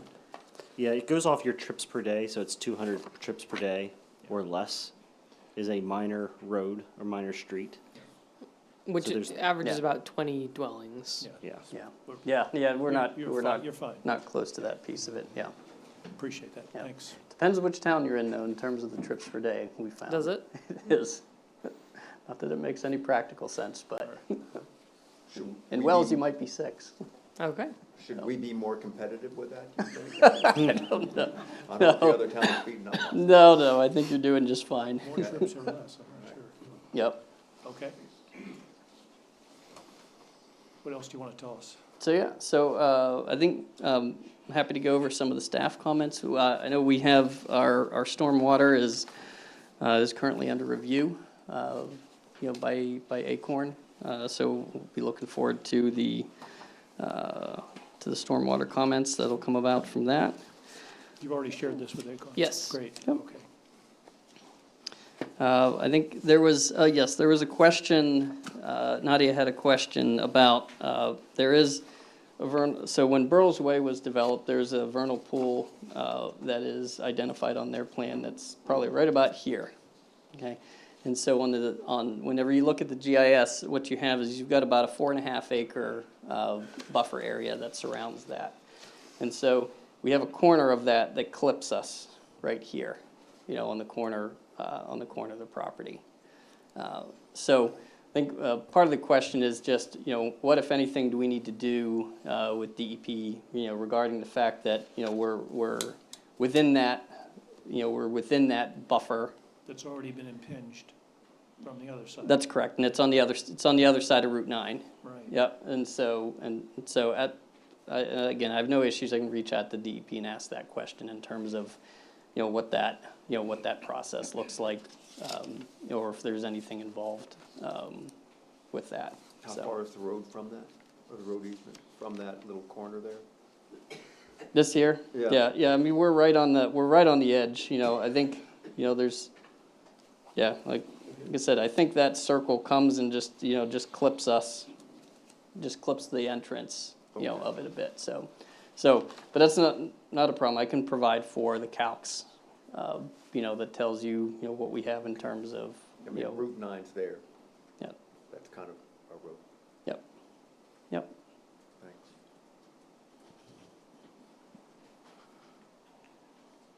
Do you want to go through them, or do you want Nadia to take us through, or what's the simplest? Yeah, sure. I mean, Nadia, if you wanna walk through, that's certainly fine. Yep. So we already went over the significant vernal pool. There's a waiver request for the tree survey. I think that, you know, we advise that the applicant should put any clearing limits in that there are on the plan, but it's pretty common if you have a plan where there's no proposed disturbance outside of the clearly listed development area, that's a common waiver, so staff doesn't have an issue with that waiver. Nadia, are you referring to your March 30 document? Yes. Okay. Yep. Could you, yeah, I know you mentioned the vernal pool, but could you start at the beginning, and there's several that have open, outstanding comments? Yep, so the first one was comment 6. We Okay, have an thank you. outstanding comment, Yeah. and that is for the vernal pool Got buffer it. zone, that critical habitat in the 250-foot buffer. Okay. And as Werner mentioned, he can reach out to DEP, just so we have for the record whether or not they need additional review for that. And then the next one down, comment 7, the applicant asked for a waiver for the tree survey. And we did recommend that you provide clearing limits on the plan, and, you know, if they're just around the road, that's fine, but just to mark for the, you know, for our record that Sure. that's where the clearing Yep. is proposed. Yep, no, that's fine, and we can certainly show that on a plan. I mean, again, I think it's, you know, it's fairly obvious where we're gonna be clearing, but yeah, no, happy to do that on the plan. And then going down to comment 9 about parking, we often add this comment in if someone's developing a currently completely undeveloped lot, just a note that says that there will not be any impediment on the traffic on Mills Road. It is, you know, it's a very busy road, as I'm sure you're all aware. Yeah, certainly, and I think, you know, I mean, the only, you know, what will obviously practically occur is there's always disturbance, you know, at the beginning of a project, you know, and certainly adequate traffic controls will need to be taken whenever that entrance work is taken care of. Yep. Great. Coming down to comment 10, the fire chief did request an auto turn rendition for the turnaround at the end of the road. I think that you have the truck dimensions and everything. We so do, yeah. you This is actually the town design here. But certainly we can, you know, we can provide, we can show you the turning movements. Is that You- auto turn in terms of automobile, or is it automatic? What is auto turn rendition? Yeah, it's like they show the track of where the wheels are on the travel way, and it maneuvering. I'm picturing these through the- cars that, you know, can park themselves. Do we have a new fire truck? in No. Right. Not So- that high tech, no. All right. This assumes that the driver can, you know, keep the tires on the road, but, All right. but yes, no, we can provide that. That's something that, you know, we do that internally, regardless whenever we do a road design. We work it through, you know, using a fire truck. Very thorough. Yep. Our Got next, it. our next comment under the same standard is we would like to see what the proposed road name is for 2 reasons. One, so we can run it through emergency service approval, and we also get a lot of applications on Mills Road, and it makes it easier to keep them straight in our minds if we have a more clear name to put on it. So if Sure. you give us a proposed road name, that would Yep. be great. Yep, I think at this point, you know, unless the Sullivans tell me otherwise, I think we're likely gonna go with Sullivan Lane, but we'll certainly, provide we'll fill out the form, for Great. the official, road determination. That'd be great. You already mentioned the KKNW approval coming through. You mentioned that the fire hydrant will be operated by KKNW. Will the town pay the bill for the fire hydrant? So typically those, you know, those hydrants do become part of the town infrastructure. Yep. Do you have some kind of documentation from the town approving a new fire hydrant would be great? Because this isn't an existing fire hydrant, correct? That's correct, yes, there's no existing hydrant there. Right. Yep. So that was another note that the fire chief brought up at our meeting. You know, we do I can't remember the exact number, but the town does pay for all Is of that out the. of Public Works? So Yep. whose budget does that come under? That's a great question. Exactly whose budget that comes under, Galen? I don't, yeah. We can look into that. No, I got one Is on there- my street that our HOA pays for. That's what prompted my Jay, questioning. Jay, do you pay for it, or does it come out of Eric's budget? I believe it all comes out of there. Okay. I don't have a line item. That would make Okay, sense, there you right? It's a good answer during budget discussions, Yeah. right? It's not mine, it's the other guys. So just a note not our from the budget. Public Works Director that they're okay with it. Sure. An added line to their budget. Yeah, yeah. And then, Do you know, Jay, does he have a form for that? I don't have. No. Do you have a form for that, Eric? That's an assessment that's, the water district will assess us for that, because they are technically the owners of that, it's part of their water system. But they're gonna send you the bill. They can send us the bill, yes, based on the number of items we have to tell. So the code office is saying, we don't want that to happen unless someone like yourself has nodded and said, yeah, that's okay. I'll be talking to the town manager, but it's ultimately that's what we pay. Yeah, okay. I guess I have just a general question on that. So what happens if the town says, no, we don't want to pay for an additional hydrant? Can't answer that hypothetical. What That's a Lori negative- question. What a Right. negative way of looking at things. How much do you want to hide? I can give you a hypothetical answer. Right, yeah. So the hypothetical answer would be, I would recommend that we do this. Yeah. Because it, in essence, extends the water main farther down Mills Road, so I can protect more houses Public with safety a issue. hydrant nearby and not have to truck the water around. And I think we have a history of doing the right thing in that respect. I think that As a fire hydrants town. are, generally considered good policy, but we still would like just a note that, it does come out of the town budget when Sure, a yep. new hydrant is placed. And then our last note on that, on item 10, which is the improvements to roads, there's a 3-foot gravel shoulder noted running up the left side of the road. It's not noted on the right Yep. side. Will there be a gravel Yep. shoulder on both sides of the road? Yeah, and I'll take a look at that I'll take a look at that on the design and I'll Okay. give you an answer for Great. that. Yep. And then we're, Can I Item just 11 add, or- Is that an approvable thing, whether there's left or right 3-foot gravel or not? so the gravel shoulders is a standard in our subdivision On both ordinance sides. on both sides. So this is at present mostly a clarification, since there is a gravel shoulder on one side. I would assume that there's a gravel shoulder on both sides, but as I said, it's not noted on the plan Yep. on the other side. Yeah, we'll take a look inside the design. I think I did see the question that you had, and then, and I'll get back to you with that, and Great. whether or not that cross-section needs to be revised or not. Okay. But Nadia, you're saying that it should be, right? Yes. Okay. Yes. Yeah, it's typical, right? It's So typical that you you're have, gonna either, that you have put a it in gravel there or shoulder ask for there. a waiver? Yep. Is that- Correct, Okay, so we'll see one or the other, correct, okay. yes. Item 11, we're waiting on Acorn's review for stormwater. And then we have a few waiver requests here at the end, lighting, signs, and floor area. None of them are applicable to this project. Did Acorn give you an outlook, Nadia? Did Acorn give you an outlook on their, They did not give us a specific timeline, but we submitted it probably a week or so ago, and usually they're about 2 weeks turnaround, thank you. right around there. And then one more note, item 16, impervious surface calculations, if those could just be included on an updated plan, that would be Yep, helpful. would you for like that on the us. app or the plan, or both? On the plan Okay. would be Yep. good.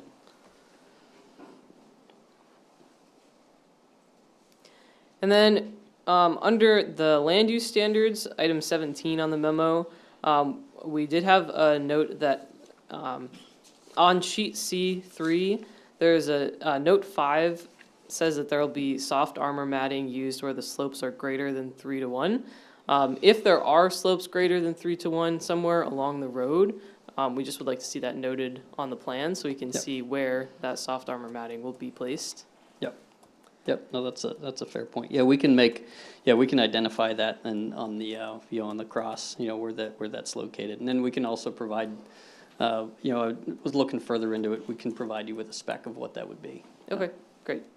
And then we have a couple comments from department heads. The wastewater director is recommending bringing the sewer line all the way up the road from the beginning of the project, given the significant amount of wetland on the lot.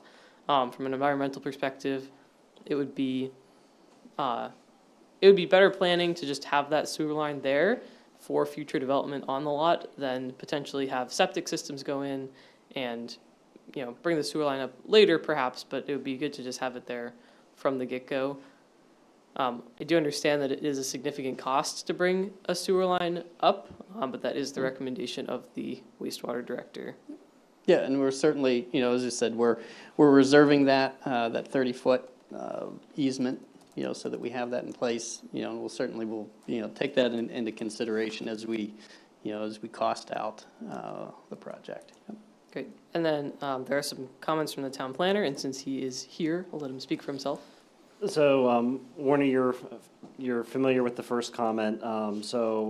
Because this is a family subdivision, it is excluded from going through the subdivision review process. We've worked with the town solicitor on other types of family subdivisions. I think we've talked about this, but if you could furnish us with a list of the potential conveyances and their relation, and just, again, for your client's recommendation, they do have to own the land for 5 years, and then each conveyor also has to own it for 5 years. So the town solicitor would like to see in the deeds that are eventually going to be split off, that language is put in there, that the grantee will have to own the land for an additional 5 years before they can sell it again. Yeah, we'll speak to, you know, the attorney that's helping us, you know, with those processes in terms of what's the, you know, applicable note that may want to be added to that. And I certainly recognize, right, you know, we're coming in with a private road, you know, it's not a subdivision piece of it. You know, and so I do think, you know, it's not inappropriate to have a note on the plan that states that, you know, this is not a subdivision and that it, you know, it doesn't follow that particular part of the regulations, you know, and that any subsequent divisions need to be compliant with those portions of state statute, you know, that provide for those exclusions to subdivision. So, yeah, I don't disagree. That's a note that we can, you know, we'll have that appropriate language placed on the plan. Okay. Yep. And then. So just to be clear, I heard two things. Galen, I heard you say you're recommending, or the town is recommending language being added to the deed. Mm-hmm. And Werner's saying, no problem, we'll put something on the plan. Mm-hmm. Can you reconcile those two? Yeah. views? So generally speaking, you know, it's good practice, you know, to see within a deed purpose. You know, the purpose of this deed is to blank, right?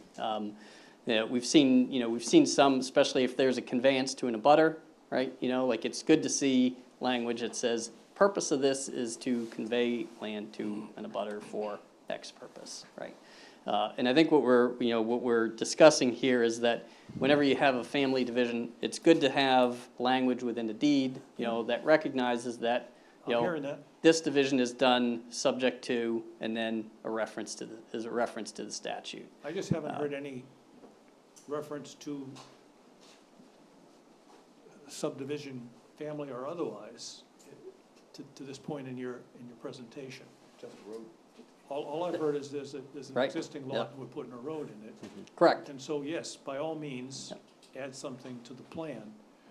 But I'm not sure that that's gonna satisfy this thought that, because there's no deeds involved. Not at this point. What's happened in other cases? mean, there's Again, been- we can provide some, you know, we can provide language Memo that we or- contemplate, but you're absolutely right. There's no deeds at this point, But right? it's, that's hypothetical, right? I mean, at this point, It it's is. just a road. Well, it's. So you're it's- gonna cross that They're down. anticipating it, though. But they'll And- have to come before us at a later date, right? No. No, No. No? because it won't Okay. be a subdivision, it will be a Correct. family Got it. conveyance. Family. So keep in So mind, the I attorney see what you- wanted it illuminated, that we Yes. didn't do this blindly and let them stumble into it. It was, Right. it was so you know, all above board and agreed to. what the town solicitor has recommended is to not make this be subject to just the code enforcement officer managing this in-house. Yeah. Because under planning board review, you do have the review authority for both subdivision road standards as well as your 240 road standards. And so what the town solicitor is recommending, and we've done this with Snapdragon and some other family subdivisions that have come in, is we require documentation to be furnished to you as evidence to say, this is intending to be a family subdivision, here are their names, here are who are being conveyed. And so it's memorialized that the planning board, when they made their approvals for this project, it was based off the road standards because they are exempt from the subdivision standards. But it wasn't done necessarily with a deed, but with Correct. language that illuminated this problem or Yeah. this issue and said this is how we're dealing with Yeah. it. So Yes. I- Yeah, and there's, I you know. just didn't want, we're going to go away saying, wait a minute, I got a comment here that says each deed has got to be, No. you're looking for acknowledgement of the concern and language that says, we're going to deal with it appropriately. We would like evidence to be furnished to the planning board that demonstrates that this is intended to be a family subdivision that is exempt from So the subdivision Right. standards of the I ordinance. think the Yeah. language he's talked about for the plan would do that for me. Yeah, and really, I think, you know, what you're looking for is also though, you know, is also more general language, right? You know, that speaks to that, you know, this is not Yeah. a subdivision and that it's subject to the exemptions, right? Right. You know, and there are conditions that follow those, And that there's follow those assumptions exemptions. that go with that, that's Yep. right. That's Yep, there's exemptions in statute that, you know, as you all know, you know, well, a perfect example, you know, the Philbrook property that you just saw before you, right? Had that not been part of a previous subdivision, it wouldn't necessarily have been before you for that, Absolutely right? right. It would have been one of those lots that they would have looked at it and said, all right, has this been divided in the past 5 years or not? No. No, it hasn't. It's an exemption, right? Sure. So similarly, you have a timeline and a process for family divisions that you have to follow, and that's also shown as an exemption to, you know, the subdivision rule. So, Understand. yep, yeah, and we'll make sure that we highlight that lots that are created in the future here, those need to follow, you know, those standards that are held in statute. Understood.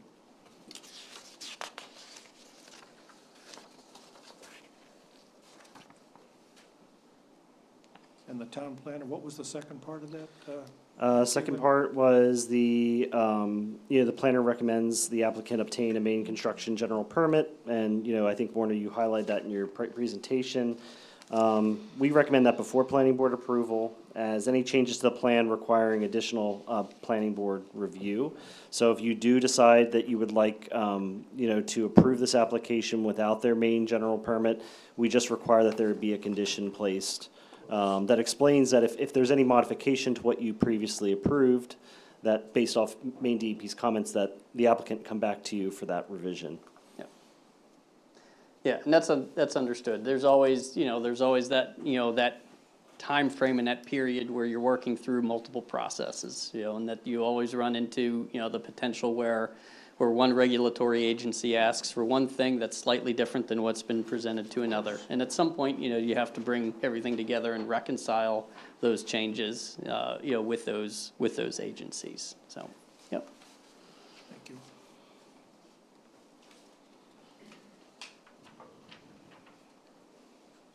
Does that conclude the That is- code office Yep. memo? All right. Any other questions from the board at this point? It seems like we have a few issues that maybe want to continue this initial review. Yeah, so, you know, I think, you know, Probably the biggest one of which is the acorn comment. that's correct, I yes. mean, So that my was- preference is for us just to, you know, continue kind of where we're at.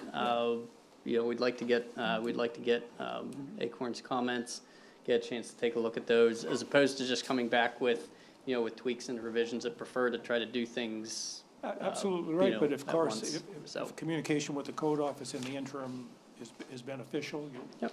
you'll certainly reach out, I know that. Yep. And I think the code office is open to that. So I would move to continue the initial review. Second? All right, let's do that. All right, very well. Thank you, board. Thank you for the Thank you. excellent presentation, thank you. And we need a case manager for that.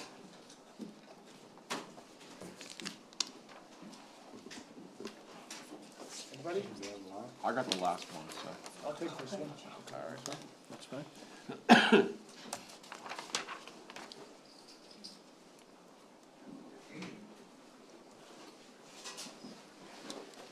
You just look at, announce you. So I have as number 5, subdivision final review 2026, number 1. I'm gonna start with a question though. Okay. The agenda item says this is the Spang subdivision. Is that in fact the name of this subdivision? Yeah, Kathleen Spang is the current owner I of the understand parcel. that. Yes, we're calling it Salty Acres. Oh, I know it as Salty Acres, not as Spang. All right. It's been called Spang subdivision on all of on the application materials. So we had been calling it Salty Acres as well because that's the road name, but we had some confusion about the consistency of the name with our documents and the documents Sounds provided. like with good so- reason we had that question. Yep. So we can certainly lock in the name of the subdivision for the findings of fact. Is the Salty Acres subdivision. Subdivision. Yep. All right. Okay. We have to straighten out some of our own agenda in this case, but some of my own notes and all are confused as well. And it's a good call, because if there were ever another Spang subdivision. Yeah. we'd have- I think there are a few Spangs I too in think town. there are. Which Yeah, one there would are this be? many. This is the Salty Spangs. Yes, All right. Very good. Thank you. thank you. So we're here tonight for our public hearing. We were here a couple weeks ago, so thank you guys for spending so much time with us. We resolved a few outstanding comments. I just wanted to touch on a couple of items. The engineering review has been completed. There was a comment about pesticides that was brought up at the last hearing that we said we would address. We looked back at our documents, and it says word for word what your ordinance says, I think. So unless there is a different location that it needed to be changed, hopefully that is resolved. Yeah, the comment that was referring to was in the document. I did make a comment in the application. You mentioned, I believe it's D and R in the HOA agreement.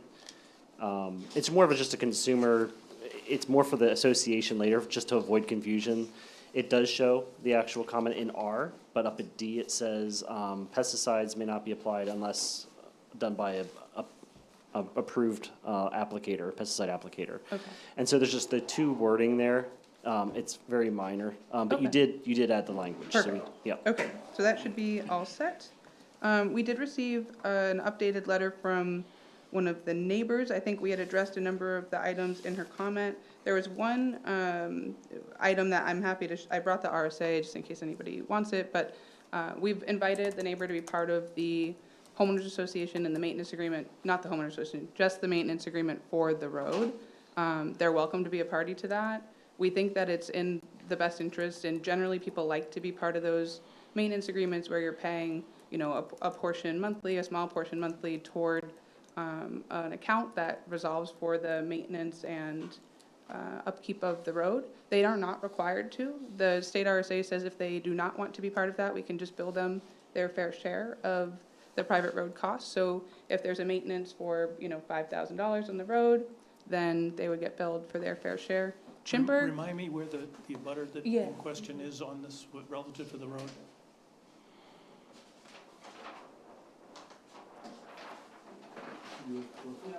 they are here. So their driveway comes off right here. You can see the stub of the driveway. Oh, so they very much are gonna use the same road. Oh, yes. Oh, okay. Absolutely. All right. And so Chimberg is going to install and put in all of the upgrades that are proposed to the road as part of this application. So all we're really talking about is ongoing future maintenance. And so, no problem. I have a copy of the RSA if anybody wants to see a copy of it, but basically what it says, and I can read it to you. Each owner that uses the road is responsible for their share of the cost of reasonable and necessary repairs to the maintenance of that private road. So that's what we'll rely on if they don't want to be a party, which is, totally their prerogative. As we're talking, and before we talk too much about the road, I know the last time the issue of the existing road, widening it or not, came up. And I will apologize for being premature. I'd like to introduce a motion to reconsider our granting those waivers prior to the public hearing. Procedurally, we should have waited for the public hearing to hear if there were any concerns from the public, I from think the you're abutters correct. and the like, and so that was incorrect, and I take the blame on that, and I apologize for the confusion. But So should we make a motion? I would move to reconsider that. Yep, I would agree with that. Would you, Second that. do we have a second? Yeah? Second. 5? Yeah, okay. And I know that, I think there's some input from either the fire chief and/or the Public Works Department that I'd like to hear and Sure. as we And go the forward. Yeah. And the above, so. Yeah, and I wanted to touch on that a little bit while we're here as well. So, throughout the life cycle of this approval, we've been here with you guys for a year to get approvals. Yeah. We've known all along that the fire chief was not, and DPW were not in support of the road waiver on principle, because they believe that, the road should be built to the standard that exists, which is. All roads should. Yeah, all roads should be, which is a reasonable opinion to have. We've talked about that with this board many times. Yes. We've addressed the specific conditions of the site that we think warrant the waiver, including the wetlands area, the Yeah. status of the road Yeah. as existing, the fact that it would be limited to only sharing for 3 new residents. So all of those things are things we've And discussed all of that was very persuasive, along the way. Mhm. however. Yeah, I'd like I to just want, revisit it. sure. I just wanted, for the record, if they're here and they want to, No, absolutely. these We are all didn't- things that are we didn't do relevant. this Without information and without discussion. Sure, yeah, It really was just incomplete information, I think. sure. Yep, and We so, did- and we We did. needed to ask for a little more. We did have a conversation with the fire chief, who told us exactly that they were not in favor on principle of waiving the regulation, because it exists for a reason, so we should be Right. following it. Right. We talked about possibly meeting on site, but my understanding was that it was the decision of this board. This board has indicated to us at every step that they were willing, to grant those waivers, and so we didn't pursue that any further. So, that's So from we're- our. We're gonna chew on that a little more tonight, but Okay, that's all. sure. Yeah, that's, from our point of view, we have fully designed a subdivision, received all of our state permits, Yeah. under the assumption that that was the case, because that's what we've been told along the way. Yep. And we did, I don't know, do you have the photos yet? They did not go through. Okay. We took some photos. I can try and resend them right now to Nadia if everyone wants to see them. But of the condition out there, we just drove down the road and took some photos of the condition, including the wetlands right on the side, so that you all could see what it looks like. It is an incredibly flat, existing condition on the way in. It's a field, and so,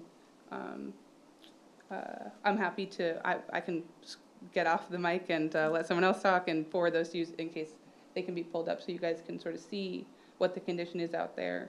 The average, travel width of the road as it exists today is 18 feet. There is a proper, right-of-way width. The cul-de-sac at the end is proposed to meet fully with your town standards, so it's just the width of the road leading up to the cul-de-sac that is, insufficient As for. it goes by the wetlands there at the. That's right, at yeah. the start. And so what we've proposed is that we leave that, average 18 feet of traveled width as it exists today. This road's been there for a very long time, has been traveled sufficiently for that time. But that we add 15 feet of pavement. So that is what we're proposing, that's what we're hoping this board will support, and, because of the conditions of the site, so. Okay. I think everything else we have pretty much teed up, but if there are any specific questions, I'm happy to answer them. I got a bunch of questions on the covenants and restrictions and that type of thing. And I just tonight got a copy of the HOA information and the road easement. Okay, yeah, we've submitted them multiple times throughout this process. We did deliver hard copies earlier this week so that you guys would have them at your request, but these have been submitted Yeah. many times. I got, is this it? Oh, I got this booklet that got delivered. But all it had in it was the declaration of covenants and conditions. Mhm. It didn't have the other 2 items in it. The road maintenance agreement. It didn't have the road maintenance agreement, it didn't have the HOA bylaws in it. Those showed up tonight. telling me. The bylaws and the declarations were submitted with the original application. We resubmitted Can you the please introduce yourself? declaration because. Could of you the- introduce yourself Oh, for the record? excuse me. Yes. Rob McSorley with Sebago Technics, You're saying that they were with the preliminary, with the original application. original? I'm not following original. With the full There we go. application that we In submitted, the final? With the final or the preliminary, that's what he's at. It wasn't in the final. I don't- probably with the preliminary, we, Okay, I have this, the final revision. because you commented specifically on the language relative to the pesticide, and we've changed that. Oh. And the reason why we submitted was because of that change to that language. So, they were submitted originally, and the maintenance agreement was submitted after comment from the town. Okay. All I'm telling you is that I didn't find it in the final package, and I asked for it, and it showed up in this form last week, and I got the subdivision covenants. We did drop off hard copies, because at the last meeting you had asked if we would be willing to do that, and we were. So we delivered them to Nadia in person a couple days ago. Yeah, it was just a few days ago that they dropped those off. Monday, This maybe? week. Yeah, Yeah, This week. the hard copies, right. yes. And I hopefully just sent you those photos again, so maybe we can look at those too. So I have some questions with that, but Okay. why don't we start by talking about the waiver request for the width of the road? Did you want to open it to the public first? Do I want to do that first? How do we hear from the fire chief on the road? Do we have to We open have to the open public? the public hearing, I think, to do that. Yeah, do you want to, my recommendation to make this a little bit smoother is it might be helpful to go through any questions that you have that aren't related to the waivers. Okay. Yep. Try to address anything that's else outstanding, and then we open it up for public hearing. That way we get public feedback, and then certainly you can continue the deliberations at that point, especially about the So I waiver. have a few questions about the declaration of covenants and conditions for Salty Acres that did come. Okay. That I did read, and I'll just offer them. But I want to put it in the context of it's our plan, at least it's my plan, to recommend that one of the conditions that we levy is that these documents, these three documents, get filed with the registry. Of course, Right, yes, we always okay. do that. Mhm. So you want them to be at the level that you're willing to put them in the record. Mhm. So let me just make sure that we're on the same page there. Wonderful. You already corrected me. My understanding now is that this is the Salty Acre subdivision, Sure. so the name is right. The first thing it says is it's identified as lots 1, 2, 3, and 4 is in there. I thought this was a 3-lot subdivision. It seems like you probably are not looking at the amended version. That might be the original version. And if you remember, about a year ago when we were here for the first time, There was 4. there were 4. Friday, I guess. Yeah, I know- It does say, that is the copy that we received hard copies Final of review. last week, I believe. Okay. Yeah, I know we had our attorney and Rob and me all go through with a fine tooth comb to make sure that we removed any 4s. So if that's a carryover, we'll make sure it Do gets you think we updated. got the wrong version, or do you think it's a carryover? I don't. Yeah, your guess is as good as mine. I hope that it's the wrong version and Well, I don't we wanna found it. spend a lot but- of time on it if it's not worth talking about. That's Yeah, all. I mean, I think any version that you have in the form of a template, we made some revisions to it I just only want it to be good correct. enough that you're comfortable filing with the registry. Absolutely. So don't put Mhm. something in there that says this is a 4-lot subdivision if we're approving a 3-lot subdivision. Absolutely. Yep, we'll make sure that's And corrected. it may be just that I'm looking at the wrong version of this. well, it was April 26th, it said on 2026 on the front cover. Yes, but they did not get it until tonight, so they have not had a chance to review the version that we just dropped off. Yeah, There's another version here, right? This one here. yeah, Oh, identified as lots 1, 2, and 3. wonderful. Oh, good. Yeah. I know how to control that for So 4. maybe this is already, I like that answer. Okay.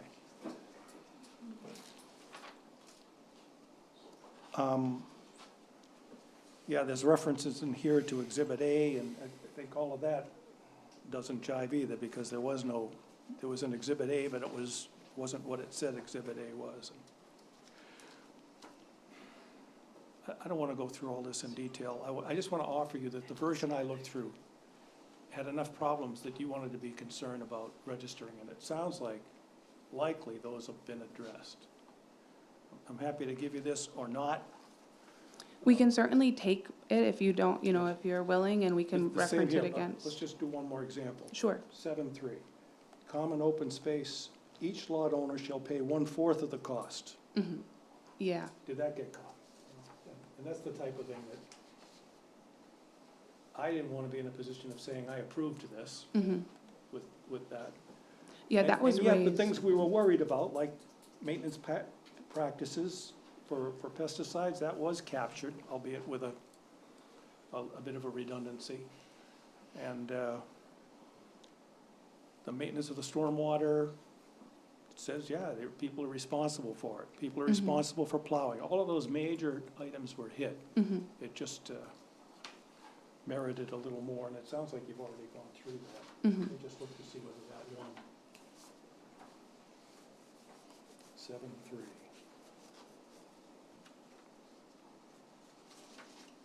I really did spend some time on this. I'm sorry. I know, no, I'm just telling you. Yeah, 1/3. Yeah, All right, all right. So why don't we say, yeah, I found all of these typos, but you already were ahead of the game. You fixed them. I'm sorry about that. No worries. Are there any other issues that anyone else wanted to bring up? Any butter correspondence? In the public hearing, yeah. You want to do that as part of the public I hearing? think so. Yeah, we did receive a butter correspondence. Yeah. Yep. You want to do that ahead of the public hearing or after? You can do it at the public hearing. They might be here to Yeah. actually talk. All right. So why don't we open the public hearing at this point? Just out of curiosity, is there anybody with a hand raised out in the Zoom land? No hands raised. Okay, we'll start with the room. Yes, there is. All right, we'll get to them, but we're gonna start with the room. I was hoping to hear from either or the fire chief and the public works director about our practice of granting waivers on this particular stretch of road. I was, I think incorrectly, under the assumption that this was a generic concern. But I think in this case, perhaps you know enough about the site to say that there may be a safety concern here. There may be a maintenance concern here. Can one of you help me out here? Tell me why it's important. So for the fire department, similarly, but on the other side of the coin from the earlier Mills Road, sorry, John Everett, the fire chief. Where if we put that hydrant in, that extends the water, helps people. Out in that area of town, we don't have any water other than dry hydrants. Sure. When we use dry hydrants and we go long distances with water, can be a very long time, seeming like an eternity for the 12 to 15 minutes before we can get water to the scene, where we might be having to move trucks past each other, hauling water in and out. Now we're gonna go from the hydrant and talk about, And so that, we've got an average 18-foot wide road that's already in existence. You've got Yep. apparently some wetlands on the side of it, and some concern that the applicant has said to us is, well, you could have us bring it up to, what would it be, 20 foot? Would bring it to code? This road is 15 feet wide. I just heard that it's 18 feet a minute ago. On the, I can clarify, the travel width. Mike, today- please. Sorry, yes. The travel width that exists today is, on average, 18 feet. We're proposing to pave 15 feet. So it'll be 18 feet of travel width as it exists today, but 15 feet of that will be paved. That's what we're proposing. And the additional 3 feet would be As it exists today. It's dirt. gravel, dirt, yeah. Okay. I hate to be picky, but when you say on average, what's the narrowest?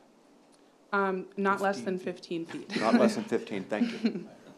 All right, so, given that, you've got a 15-foot section there, what happens potentially there? so when you look at that road where it goes through, the wetlands, from my understanding, are closest to Mills Road. And it's it's raised, you would agree? Did you get the photos by chance? If you could. Yes. Oh, good. Yep. Can we get the photos up? Oh, Yes. that'd be I can helpful. show you, and it'll be much more appealing than me trying to describe what the wetlands look like out there. And can you point on the chart, like maybe what area of the road we're talking about? Yes, this is, Not on this chart, okay. Oh, not sure. this one is good. Nope.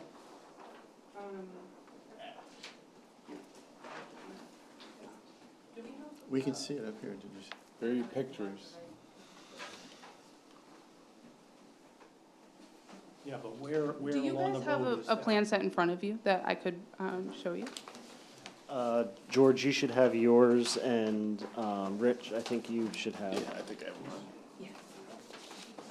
Do you mind if I steal it for a moment? No, absolutely. Thank you very much. Okay. And again, I appreciate both you gentlemen coming down here, and I think this is, I know it's painful to spend your time here, but it's also an investment in education for the board, so. Eric, you've already spent an hour with us, and that was helpful, but, uh-oh.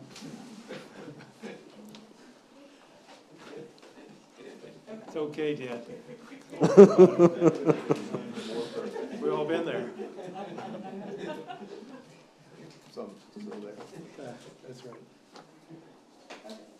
So that photo that you're looking at right now is as we are coming from Route 9 onto Salty Acres Road Yeah. and the fields. So this, in this field area. So we're probably about here. This I'm car sorry. is, No, I know where, right where you. all right. So we're I know where. So this car is a couple of car lengths up the road at this point? Mhm. Okay. So within that context, what happens at this neck? So within the context, what you can't really see from this picture, and I don't know if you have what the grade would be off the side of the road. My concern is if I have to pass two trucks and someone, being a call company, meaning we all come, my department comes from home or work whenever a call happens. Yeah. They're not in the stations, or anything like that. We don't drive these big trucks every day.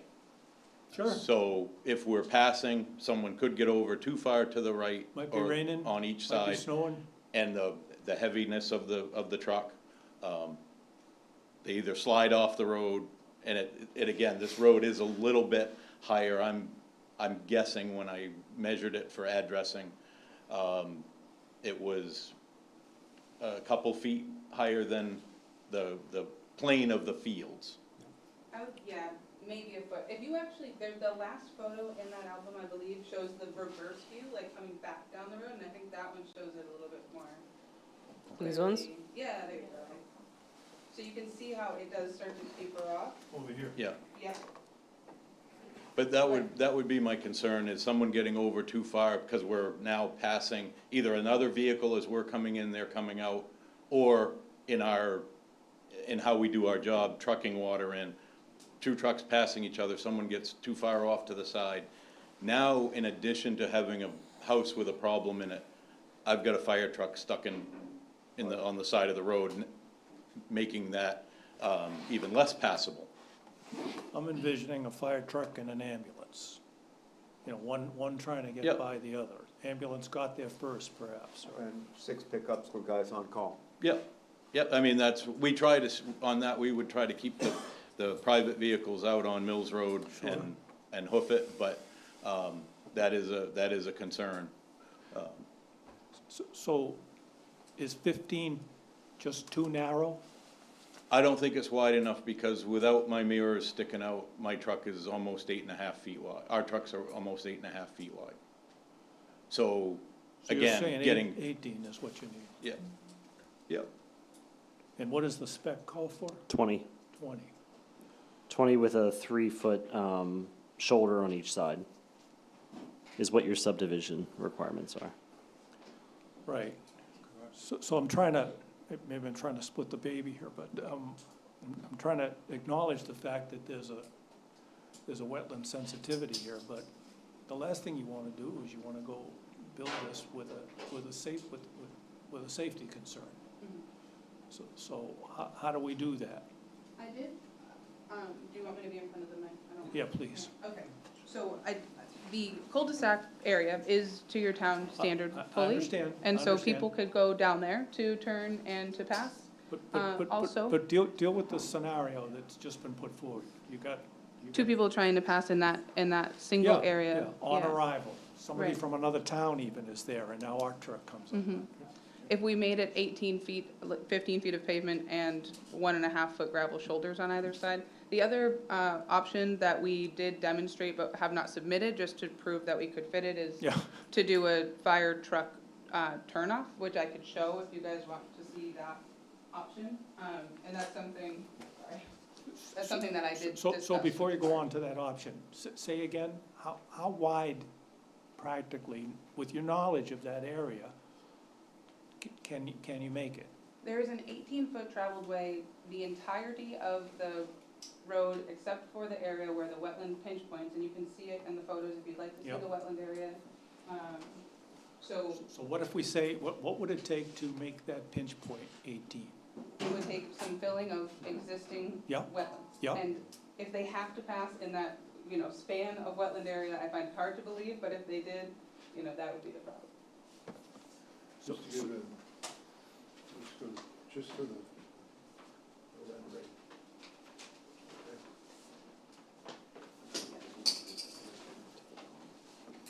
This indicates just on the upper edge, this is where the wetland exists right now, relative to the existing surface of the road. So through here, if we were to widen the road, we'd have significant wetland impacts Yeah, on both sides. This plane doesn't show all the way down to the roadway. There's some additional wetlands that are down closer to the road over here that would also be impacted. You guys want to see the photos of the wetlands? So if you had to fill in the wetlands to meet the minimum standards, what would that be?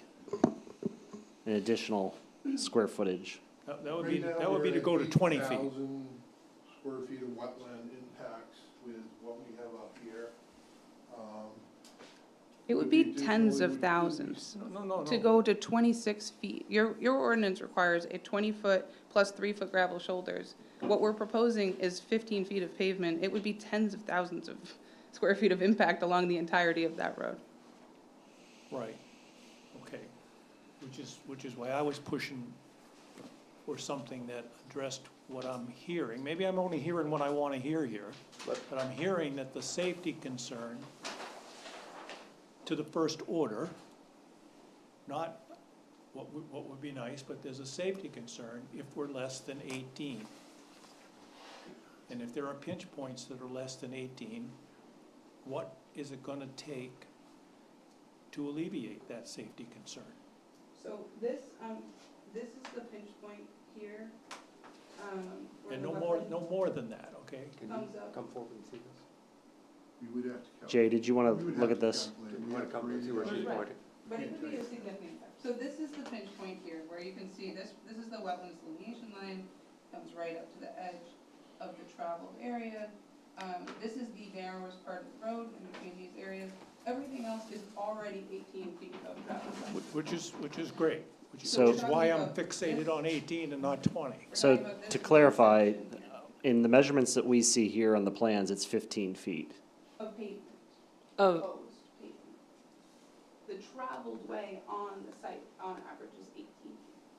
Do you show that on your plans? No. We're only measuring 15. Because that's what's proposed for, yeah. Right, I To be understand. upgraded. So we're asking, you're fixing my language. Yes. We're asking, what would it take to show and realize a traveled way of 18 feet? We would- Along the entire length. We would have to we would have to grade it, it is not as simple as just an additional 1.5 I feet on either understand, side. I So understand. You're we'd gonna have to do some fill additional and- due diligence. We'd have to do quite a bit of wetlands impact to accommodate that, for sure. But we don't know the amount off the top of our heads.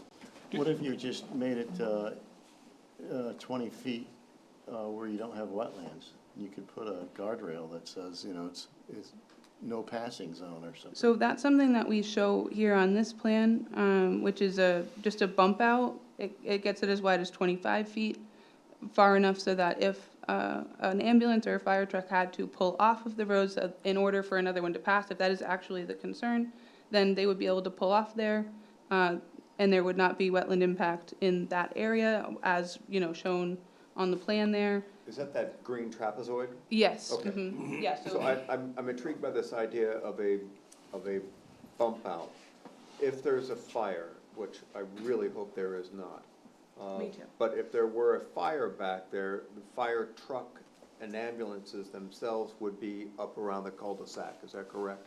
Up in the driveway of the house that's on fire. More than likely, but Right. because of not having hydrants, there may be trucks that are trucking water in and out Got that. constantly during the firefight. So this is off the wall and not of the requirements. Would a fire suppression system solve some of that? The fire suppression system only addresses getting life out of the structure, it does not save the property. Okay, thank you for that clarification. If there were spots along the road where a bump out could be provided, I'm picturing the fire truck, a truck needing to get by, if first responder vehicles were able to pull into that bump out and it were maintained, would that help with that? It would help, but the rub comes with where it's placed. It may not end up being in a good spot during the emergency. Yes. To where you have a decent sight line until you get into the trees. So that's not bad, where if someone was pulling in off, a tank truck was pulling in off of Mills Road and another one was on its way out, that truck could stop, back up. We don't like backing up trucks on a fire ground because it's super dangerous. But because of that sight line, when you get out in and around the corner into the trees, it's a little harder to see where a truck might be. And in trying to get the job done as quickly and as efficiently, safely as we possibly can, you could end up with a truck coming around the corner and another one headed the other way. And now somebody's got to back up, and it could be for quite a distance. It helps, but it doesn't meet what it should be.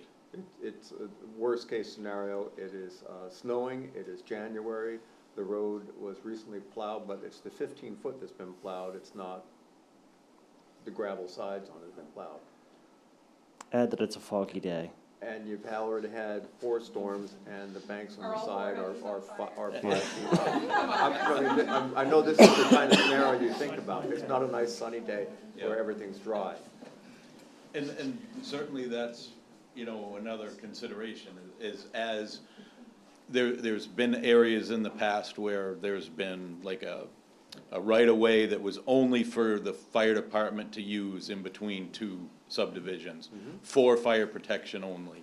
And it's a similar kind of thing, but having the bump outs are, again, it's better than going with the way it's listed on paper right now, but it's not the best solution. Can we flavor this right now in terms of creativity by saying that at least there's one board member who's disinclined to grant the waiver to the standard? Now, maybe that board member would entertain a waiver, but to a larger number. But I'm personally, I'm having a hard time saying, yes, it's okay, given that my fire chief thinks there's a safety concern. I'm trying to put it in the plainest language I can. I hear you. How do I fix that? And I'll add to that, we have never had the fire chief come in before with a safety concern on any road. It's usually been pretty pro forma, even in instances where it might not have met the standards, but this one seems to be different.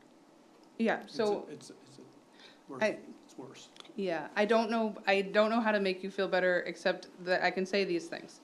8.5 feet plus 8.5 feet is 17 feet.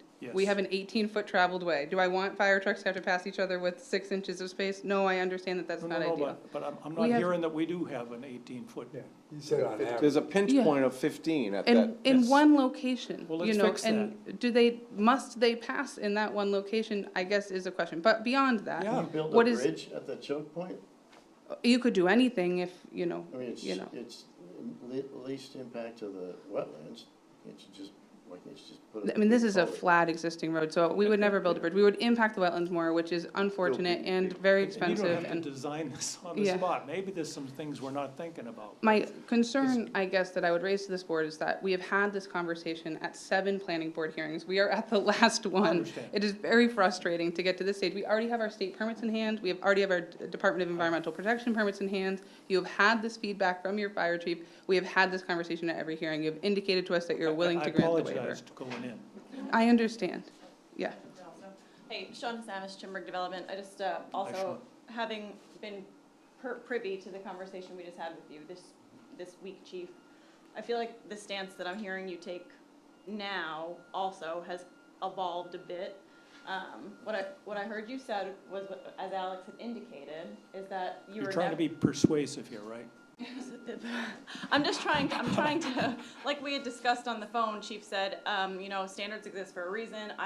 Black and white, I'm the fire chief, I am never in favor, as a rule, Right. hold on, of granting waivers. No, And we said, understood, fair enough. Yep. And you said, I'm not gonna make a problem for you. You said that a bump out was something that you could live with, and I feel I like. did not say it that way. I said that it's not perfect, and I would rather have it the way it's supposed to be. Yes, that is, Yeah. yes, you did say That's- that. You would that's what I prefer said. us to be at the standard, but that you weren't gonna create a problem, and that this was some kind of a compromise that we could all agree on and be happy with. How would a bump out work? Where would it be? The bump out is, as And- Alex has and indicated, why would it be palatable in your mind? from my perspective, and again, I don't live and work in life safety, but this is a straight right of way, and, you know, there's a little bit of trees, we can, you know, peel them back a little bit with the landowner's permission perhaps, if sight, you know, sight distance was an issue on either side, but if I'm coming out as a truck, or I'm coming in as a truck, running water, or, you know, a ladder, I can see who's coming, I could be like, oh, boop, like, I'm gonna just hold that back just for, you know, it's seconds, I know a second saves lives, I'm just saying, we've had this conversation here, earlier on when we were considering all of us not being life safety professionals, Yeah. considering whether or not the waivers were reasonable, and Understood. we had all kind of, I think, agreed that, you know, you can't, plan for every single worst-case scenario contingency. So No, from my no perspective, question. it seems reasonable that, you know, if you're coming through the 15-foot pinch point, you're like, oh, shoot, I can see clearly for quite a ways. I don't know what the sight distance is on either side, even from this pinch point, which I believe is where you are when you take the picture. I think that it's reasonable that someone would be like, I need to hold tight here, you know, and allow this person to, and start like crawling, and so that the other water truck could jump into the bump out on the right-hand side, and we can safely pass Isn't each part of the other. problem, though, that maybe in the heat of the moment and with people that are, you know, coming there for the first time in an emergency, it's not obvious to them that there is a pinch point? Sure. Is there a way for that, Chief, to, you know, to be highlighted with, somebody mentioned guardrails earlier, and I don't mean to be totally naive here, but this awareness issue seems to be coming out as certainly part of the problem. I like the Yes, idea of because- opening up the sight lines. Because also, you know, I get what we're talking about. We're talking about 4 houses. Yeah. But who wants to be standing at a podium talking about the what if we thought didn't, you know, No. it happened. Right. But like I said, I'm not opposed to the bump outs, but it might not be, again, it's not that our department does a really good job, but we're fortunate in this town that we don't have to do the real serious stuff a lot. And it's when it does happen and we're not used to it. My other life, I spent 30 years with the fire department in the city of Portland. It was a whole different job. Here's very different. It's not that we're not professional, but we don't gain the experience because we don't have the calls. We don't run our equipment enough. We don't drive them enough. And that's when we can have a problem in something that that's too narrow. Which is what, that thought is Yeah. what's got me poking on this. How do you say, okay, there's a limited pinch point, but I'm gonna somehow make it clear that. I mean, I would certainly say there can be, some sort of compromise. I'm sticking though to. You're not, you gotta represent your view, but I can't go against. I guess if I was being too severe in that this is how we needed to do it, we can have that, there can be a compromise, because it's been done in other places before my time even. Yeah. So we can certainly do that. It's just not, again, the bump out can only be in one place. And wherever the incident happens, it might not be a place that works at that point in time. Yeah, yeah. And Chief, I think we've had experience in the past couple years with issues of having narrow driveways and wetlands and our vehicles going off. Right, yep, bridges that weren't maintained. And there was a cost for us to try to get that apparatus out. Don't have to be added to the HOA agreement. So what do we do? I'm still looking for the creative idea that is the compromise, that I can understand, that's all. What about a bump, what about more than one bump out? One bump out down here, one up there, some signage that says, pull off over here, or like, I don't know. Might as well widen the road. Again, Well, not necessarily, because then they have they wouldn't have the wetlands issue if you did multiple. I'm thinking that, see, I'm on Touchstone, and Fox Run comes off of me, and it is a way too narrow road. But it's got, at a minimum, it's got a guardrail, a wooden, aesthetically pleasing, gets dinged up from time to time guardrail. You can't not notice it. You can still go off, but.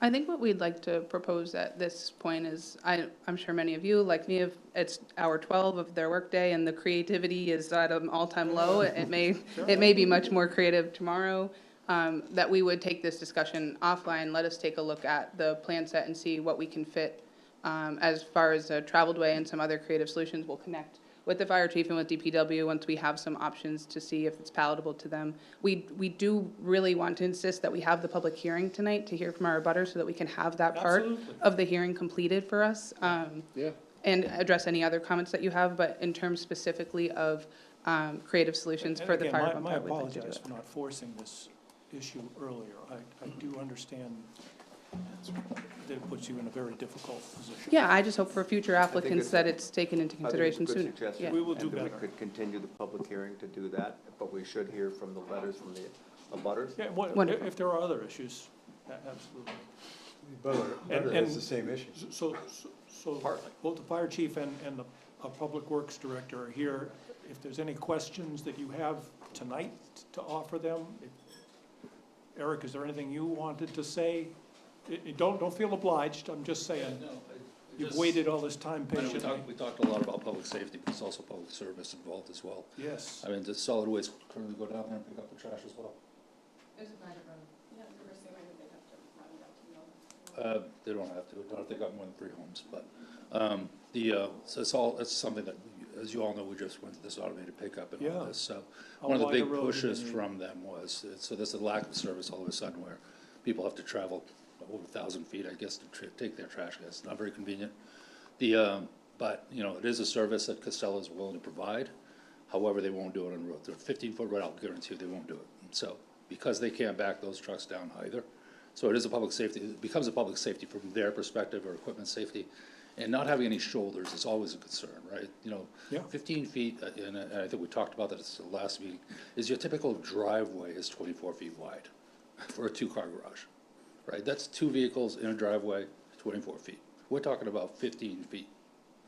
You're not gonna get 2 vehicles on 15 feet of pavement, so you won't keep them on pavement. Somebody's going into the gravel, right? So I think the trash truck could get pretty darn heavy. Well, just like a we're fire talking about no shoulders here as well, Yeah. right? So relatively, or 3 feet is what we're talking about. So 18 feet is inadequate. 20 feet is a very minimalistic standard, so I just want to make sure that we don't get away from that sometimes dimensionally. And I've been the city engineer in Portland, Jay and I both work together there in different capacities. And I will tell you that we have standards designed for a reason, because they work and they function. And, you know, if I was to have curbs on that road, which we're not, obviously, but there is no way I could be at 20 feet. And, you know, and without slashing my tires on the edge of the road when another vehicle is coming down the street. So it'd be very difficult. So my point being is, you know, with gravel shoulders, so on and so forth, not concerned about 20 feet of pavement width, but, you know, people aren't gonna stay on the asphalt. You know, if you go over to Oak Street, it's 16 feet wide. And the sides of the roads are destroyed. The asphalt's unraveling because the edges of the road are being dug out, if you will. So ultimately, it's the customer, our residents that ultimately will end up paying for the road that's gonna fail prematurely. Is going to probably not get the services they were looking for, that they might have had. So I understand that there's a cost implication, but the standard itself stands on its merits. So I just want to leave it at that. And just, if there's creative solutions, I'm not opposed to creative solutions. But I would tell you that having been through this rollout with solid waste is, you know, that's one of the biggest services that people complain about in town. And you know, so I want to encourage people to build it correctly right off the bat. And so that I can actually go to Casella and say, listen, and lean on them and say, listen, you're going to provide the service to our public up here. You know, give me a reason why you can't. And it's those types of situations. And, you know, we're talking oil trucks, we're talking everybody that has to travel down there. Obviously, we've got to do oil deliveries. And it isn't just about fire. You know, Jay's a great guy, I love fire department, I love the fire department and all, but. He's retired. That's right, he's retired. But my point being is that there's a lot of vehicles that have to travel down there. There will be vehicle-to-vehicles they're gonna get stuck in the middle. So, I just don't want to sugarcoat it or think that there's just a magic solution to this. The road standard stands on its own merits. You don't want us to think that the number is arbitrary either. Right, and 2 feet doesn't sound like a lot until you're truly traveling on it. And then, like I said, it's about, you know, maintaining your infrastructure, maintaining your road structure and such as well. So, you know, so I'll just leave it at that. I think it's a decent standard, but a minimalist standard as well. Okay? Appreciate it. All right, Appreciate your expertise and your time both. Thank you. We go through the letter from the abutter, or I think the abutter, we have one raised hand. let's. Then let's, if we could look to see if there are any raised hands still and allow them. There's been a hand raised online for some time. I bet they have. I bet they're tired. If they could introduce themselves and. Paul, you can speak once you unmute yourself. Hi, my name's Paul Streeta. I'm speaking on behalf of myself and Lindsay Sampson, the butters on Salty Acres Road. We appreciate the opportunity to be part of this process.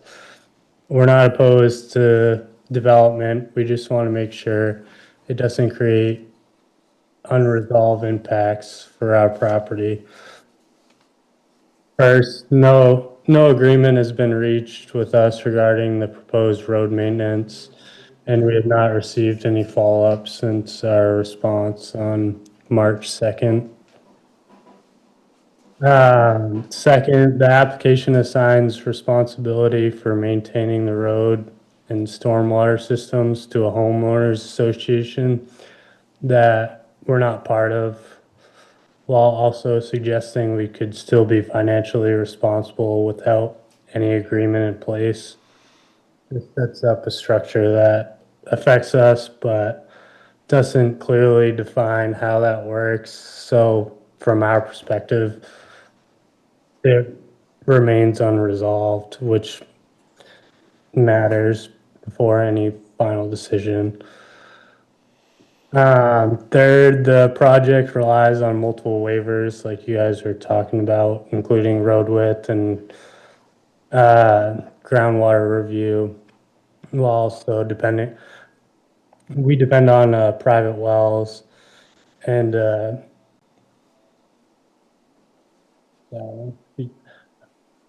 so we believe those items should be carefully considered, including how drainage is managed and how any use of pesticide near wells is addressed. We also have concerns about safety on the existing road, which our family uses daily, particularly with increased traffic and emergency access.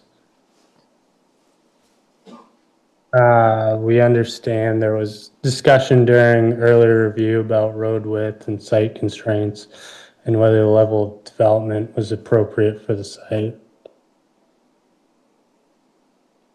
We understand that these items may still be under review following public input, and we appreciate the opportunity to share our concerns. Thank you. Would you like to address those? So just, yes, so we have, I think I said this in the meeting, I'm not sure if they were on or heard, but we have invited them to be part of the agreement. If they do not want to be part of the agreement, we cannot force them. And so then we would just rely instead on Maine statute, which says that each owner shall pay their fair share. So that is what we can do. Those are the only two options.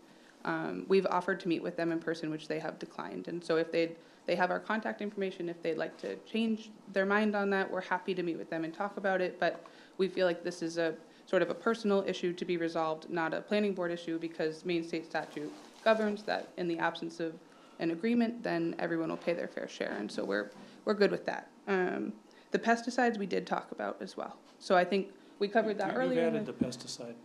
What was that? You've added the pesticide language. Yeah, the pesticide language matches the requirement in the ordinance. So they're gonna be conforming with the town's language on that, but I don't understand the comment from Paul. Help me out here. It seems like there's, to be responsible for plowing of that road. Paul, you must be plowing the road now, right? Today? Yes, it does. Okay, so it sounds like there's a road maintenance agreement that's gonna potentially cut your cost, to share that cost with 3 other homes. Yeah, I mean, I just heard you say you're not in agreement with that, so I'm confused. well, I plow the driveway now, and Yeah. so to just kind of be frank, if I'm not going to be paying someone else to plow my driveway and the road. Well, it seemed like maybe there's a way to come to agreement with the new Sure. people are gonna benefit from that Definitely. and pay some of your costs. Sure. Yes, Price of definitely. gas has gone up, if you may have noticed. So I think that, I'm hopeful that there's a potential to come to agreement there. It just needs to be a reasonable discussion. And, Yeah, definitely. But I think so. the stormwater issue seems to be a little different. Now, the road right now, he hasn't got a stormwater problem. You're gonna make a lot of changes to that, and that system has to be maintained. Yeah, the road maintenance agreement that he would be, there are 2 separate legal documents, the homeowners association Yep. documents and the roadway maintenance agreement document. So the homeowners association document, for example, governs how the open space that you guys require us to create will be used. Those are the new people. Yeah, those are just the new people. The road maintenance, any of the stormwater associated with the house lots for the new people, with the wetlands impacts, caused by the new people, that's all just on the new people. The roadway maintenance agreement that they would be a party to would be for regular maintenance. Plowing, and if someday Yeah, I can if read. the asphalt's all torn up, no, I'm just trying to keep it simple. Yeah.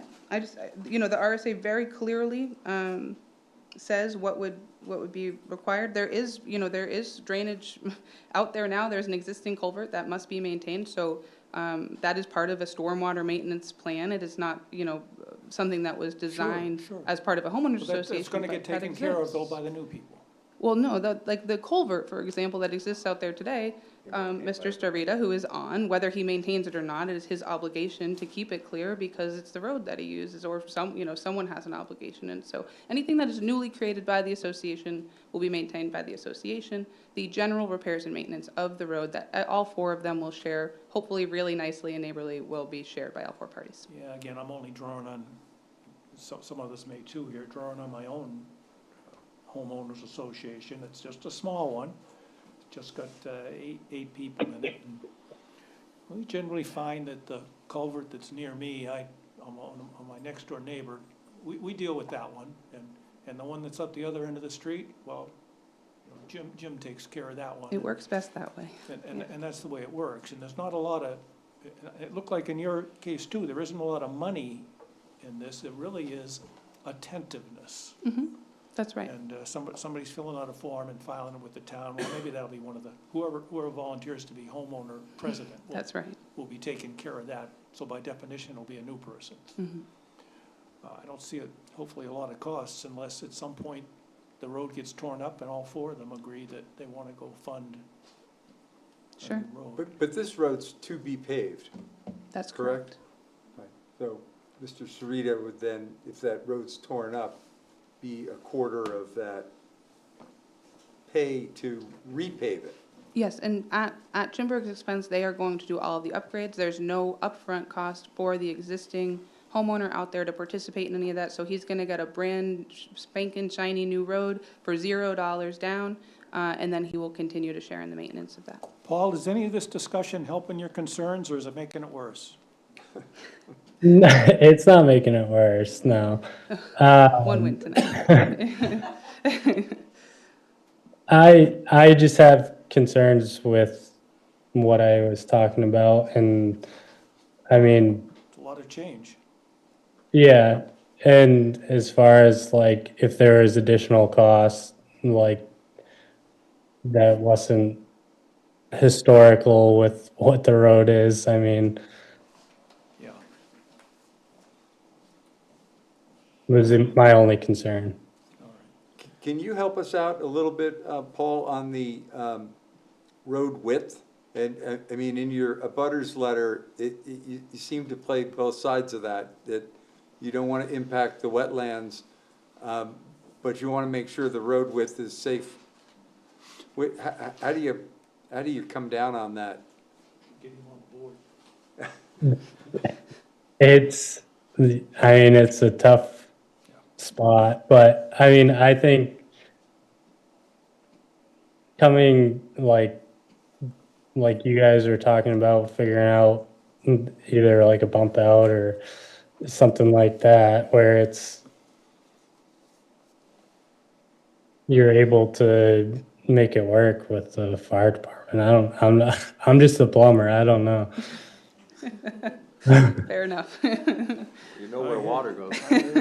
Yeah, that's about You it. probably understand the stormwater better than most of us. And there's one other concern that was raised in the letter, which had to do with, and you know, it's an ongoing situation for everyone on a well, is there enough water out there to support all those different wells? And you don't really know that, I guess, until you do it.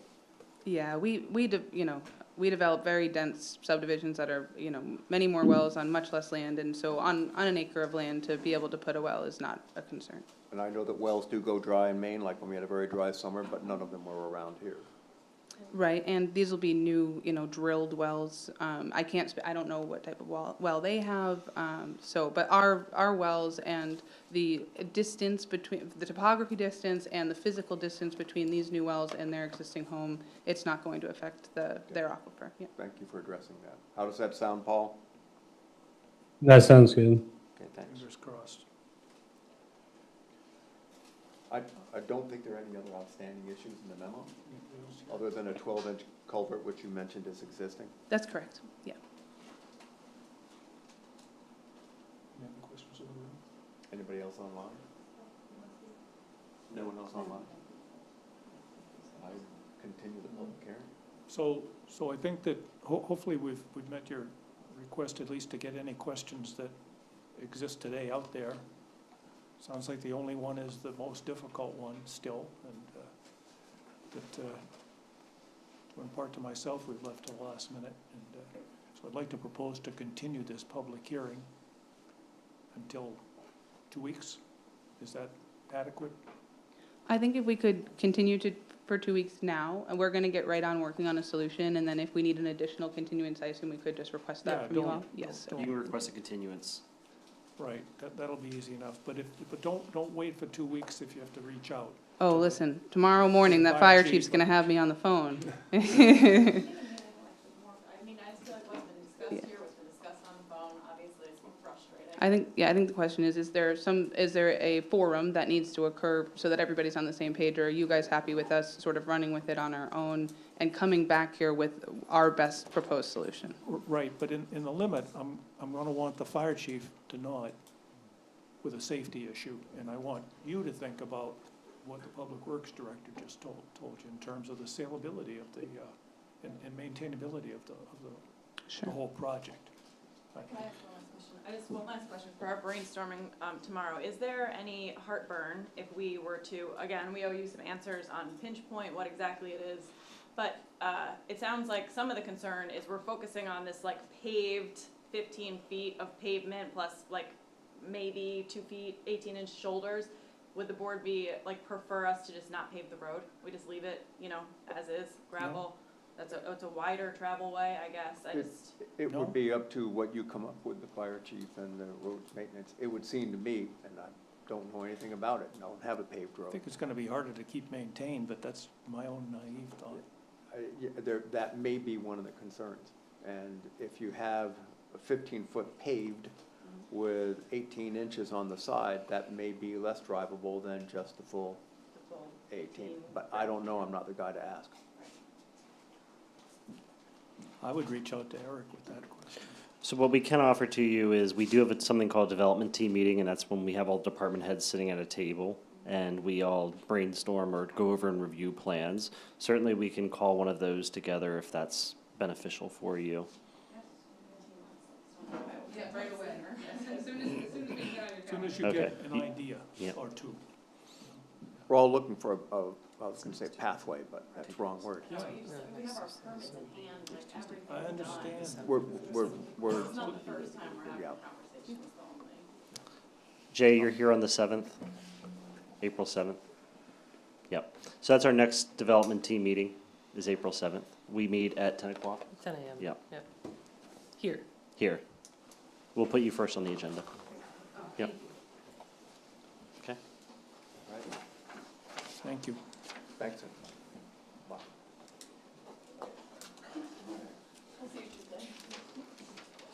The next item on the agenda is SP 26-0004-115 Ocean Ave. Public hearing.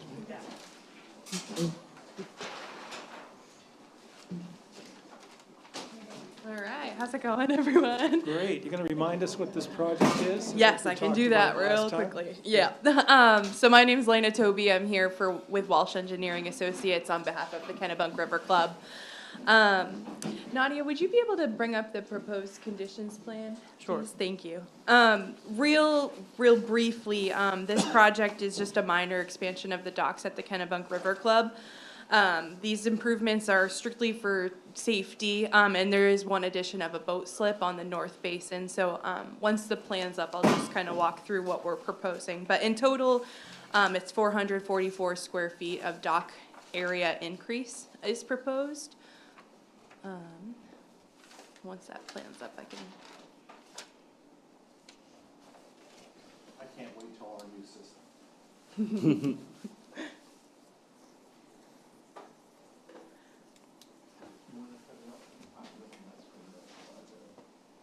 All right, there's our plan. So it's a little tough to see, but the areas that are in pink are where we're expanding the docks.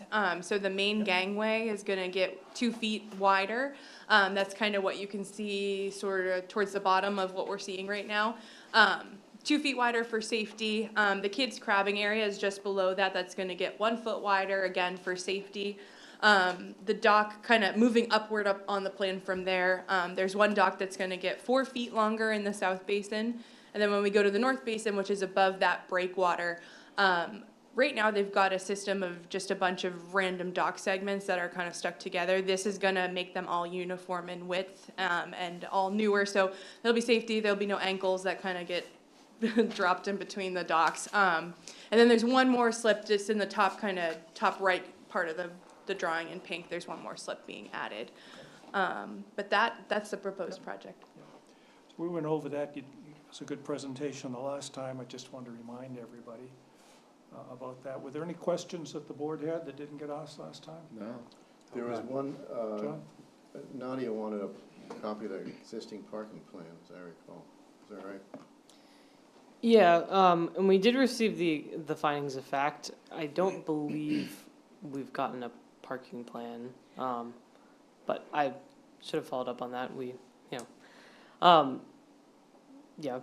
I didn't know where we left that. I thought so we're not proposing an additional parking space for the parking slip just because the space is going, or the slip will be going to an existing member of the River Club that already parks across the street. So with that waiver request, was thinking we didn't need to require or submit a parking plan for what exists, but I think if, if the board does grant the waiver, I think it would be helpful just with the final plan for the board to sign, maybe just including the existing parking spaces on that plan for any future applications that come through. There's just been sensitivity to parking. Yes. Memorializing the parking that exists at every juncture. They do in fact park on the grass over there. They do, yes. Because the parking is across the street, correct? Correct, So yes. is there an agreement between the two properties on the use of that land? It's all one, they own it. No, it's the same owners. Okay. Yeah, same ownership. And they generally agree. Yeah, I think so.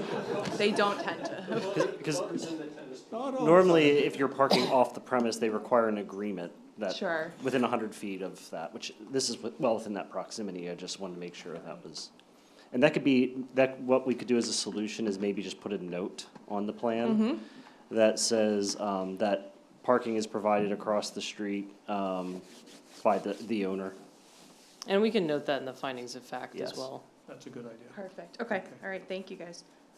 So with that, I would propose to open the public hearing. Is there anyone here at the fire station that wishes to speak? Alternatively, is there anyone with a hand raised in the audience? No. Then I would close the public hearing with no additional public comment. Make a And- motion that the application's complete. No? No, that the application's approved. Do we have to do waivers though, first? Yes, yes, you do. So that's Hold a the good motion. point. So we're inclined to go along with this, but let's make sure we have a record of what the waivers are. I know, Nadia, you actually were drafting a finding of fact that had a list of those waivers in them. Would it be possible to read those off and make sure that we're all in agreement? And certainly you all have time to, by your next meeting, you can read the findings of fact. I read them and Oh, I you was did, okay okay. with them, but we gotta. Yeah. We'll add in about the parking, the note about the fair parking, yep. You want to read them off, Peter? Sure. Yeah. The waivers that requested were, all existing physical features of the site, including streams and water courses, was approved by the planning board because there are no proposed changes to the physical landscape. The parking, loading, and unloading areas indicated was approved because the additional dock space is to be used by all existing members and no additional parking was needed, albeit we're gonna make a note on the plan, which we hadn't discussed before. Improvements such as roads, curbs, bumpers, and sidewalks shall be indicated. No proposed improvements of this kind. Location and design of existing and proposed water storm systems. No proposed changes that would impact these systems. Landscaping and buffering plans showing what will remain and what will be planted. No proposed changes to the landscaping. No proposed lighting changes. No proposed changes to the signage or to the existing floor area. And so because of that, all of those requests would be granted by the board. I would propose. I will second. All those in favor? Aye. With the stipulation that that note be added to the plan. Thank you. Okay. So with that, we have to keep going. We got these people. No, I mean, we're under the 9 o'clock. All right, so I would move to approve this plan. I'll second. Second? All those in favor? All right, Thank thank you you all. very much. Have a good night, Good and we'll work. get you that plan for signature I want to see the this kids week. all Great. crabbing at that Doolittle's. That's a crabby kid.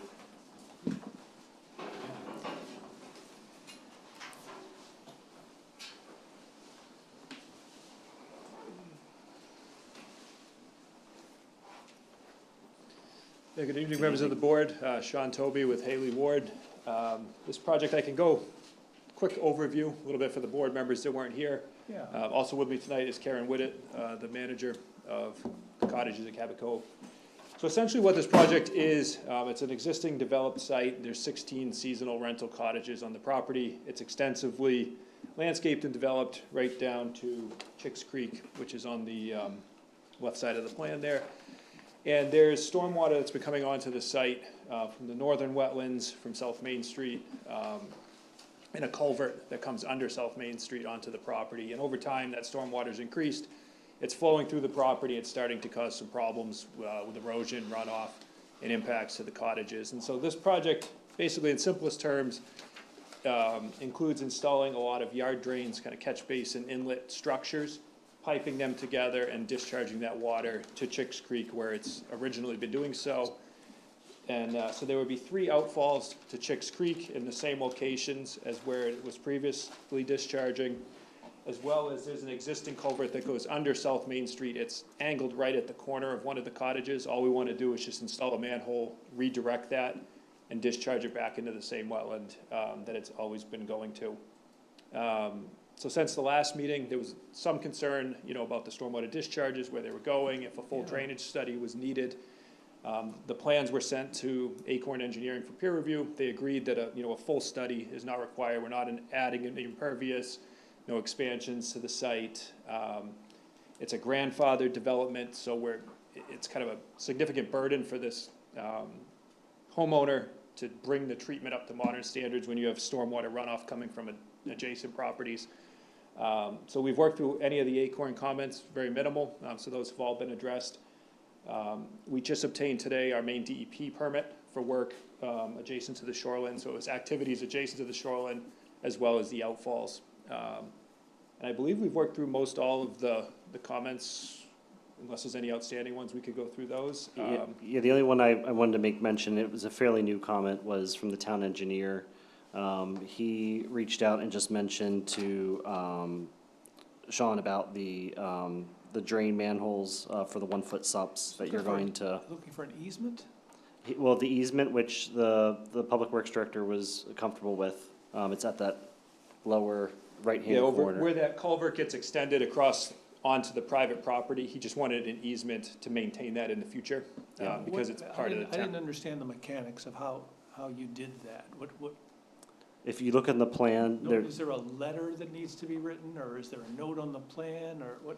there is a note on the plan. Yeah, we boxed out an area with a note on the plan that says proposed area for an easement to be granted to the town for drainage maintenance. Oh, Yep. okay. And then, It's that simple. Yep. Okay. And then final location to be formally documented, just if the pipe gets shifted a little bit, we just wanna make sure, come back after the fact. Yep. And then the town can have access to that to maintain it, yep. Okay, great.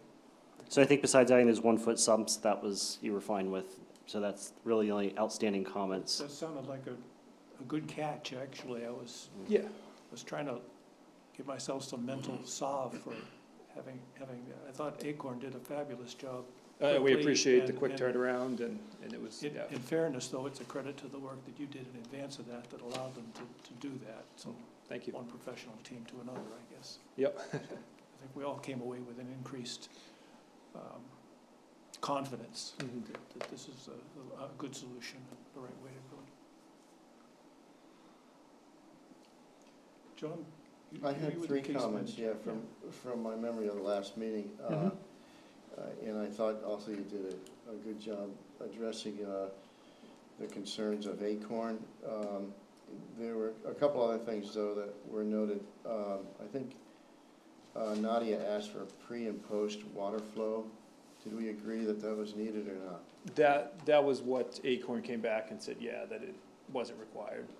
Okay. Right. Right. Okay. Yep. And were there any DEP comments on either of the permits that you? No, they just had some clarification questions, but other than that, we addressed everything and. Do we get a copy of what they asked for? Yep, I uploaded, it just came in today, I think, so Yeah, it it's, was literally this afternoon, I yeah. uploaded it to the SharePoint, but it 5 is hours quite ago. recent. Yeah, this has all happened in real time. So the note on the memo with the DEP outstanding comment, I think I finished the memo this morning, and then the DEP approval came through, so it's all kind of happened in rapid succession. Okay. And the exact set of plans they approved are what you have.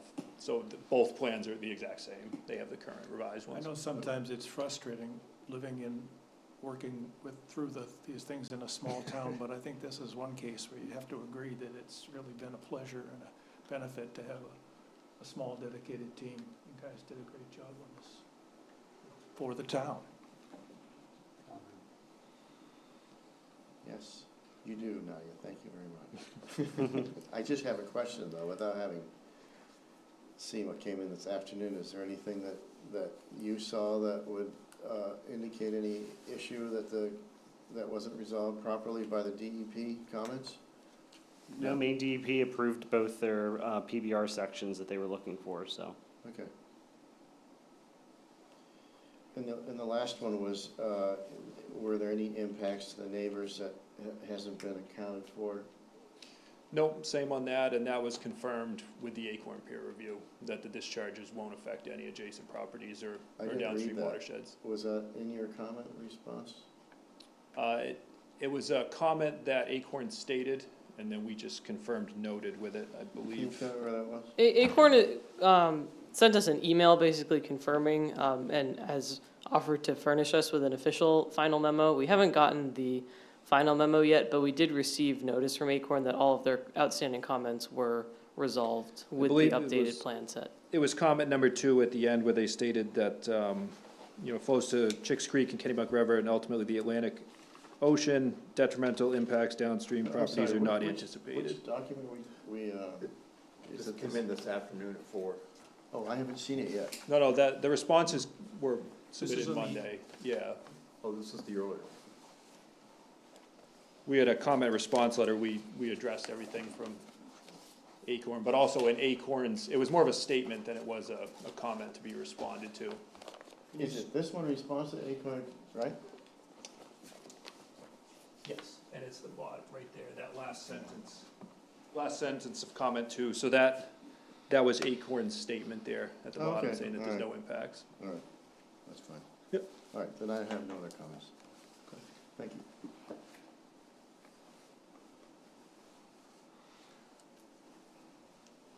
Do you want to make a motion? I make a motion, we approve. We have a public. I thought we Is just it a had public one. hearing, or is it done? No, we haven't opened the public. I haven't opened the public hearing? Oh, Beg your pardon. we're supposed to have a public hearing on this one too today, right? Yes. Correct. Yeah, right now. Right now, yep. Thank you all. Well, there's nobody here. So I would I would open the public hearing. Is there anyone here who wishes to speak? Is there anybody in the Zoom audience with a hand raised? No hands raised. So, if you're ready to make a motion, after you close the public hearing, just remember the waivers and then the final approval. Thank you. So I would close the public hearing, and I would ask the code office help me go through what the Yep. waivers are. that The we need to waivers, approve. yep, waiver number 6 was lot line setbacks have not been provided in the plan, so it's a waiver from providing those on the plans. Waiver for lighting details, standards which are not applicable. Waiver for signs, which is not applicable. Proposed use of all floor area, which is a waiver Not applicable, really. and not There's applicable no in new this floor case. area, yeah. Yep. And yes, that's all I had. Because they have their DEP approvals, so there's no condition needed. I'd make a motion that we enact those waivers, approve those. I second that. All in favor? Now, would anyone like to make a motion relative to approving this application? I make a motion that we approve the application. A second. All those in favor? Thank you, everyone. We really appreciate it. Thank you. Thank you, and we Work wish for you your patience and work. all the luck with, So This can is all gonna be can done you drop before off the at the first person office shows up, two right? sets of rolled plans? It's a requirement, it's listed in the site plan application that you filled out, but we need, for planning board to record, they need to sign Okay. a full-size set of plans, Great. so. And we'll just revise the cover Good. with the approval dates, and then that way. I'd like to make a motion, we adjourn. Thank you. Yep. Second. Has a signature box on it. Wait, yes, we've, just a moment.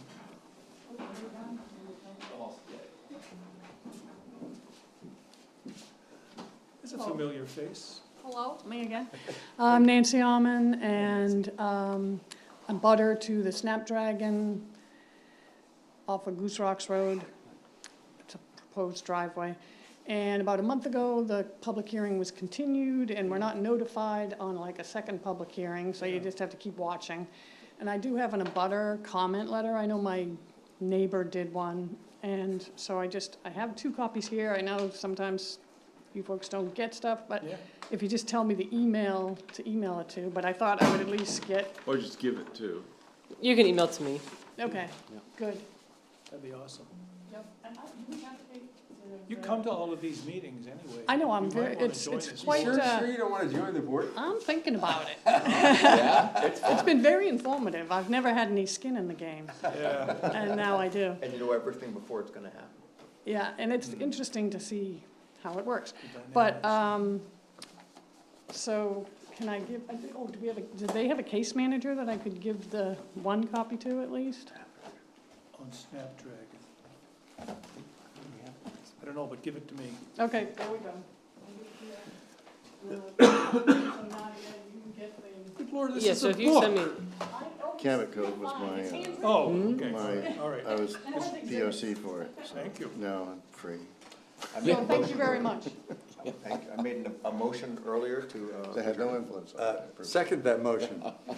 Nancy, is your name on this? All in favor? You're killing me. All in favor, aye. All right. Yeah, I see it.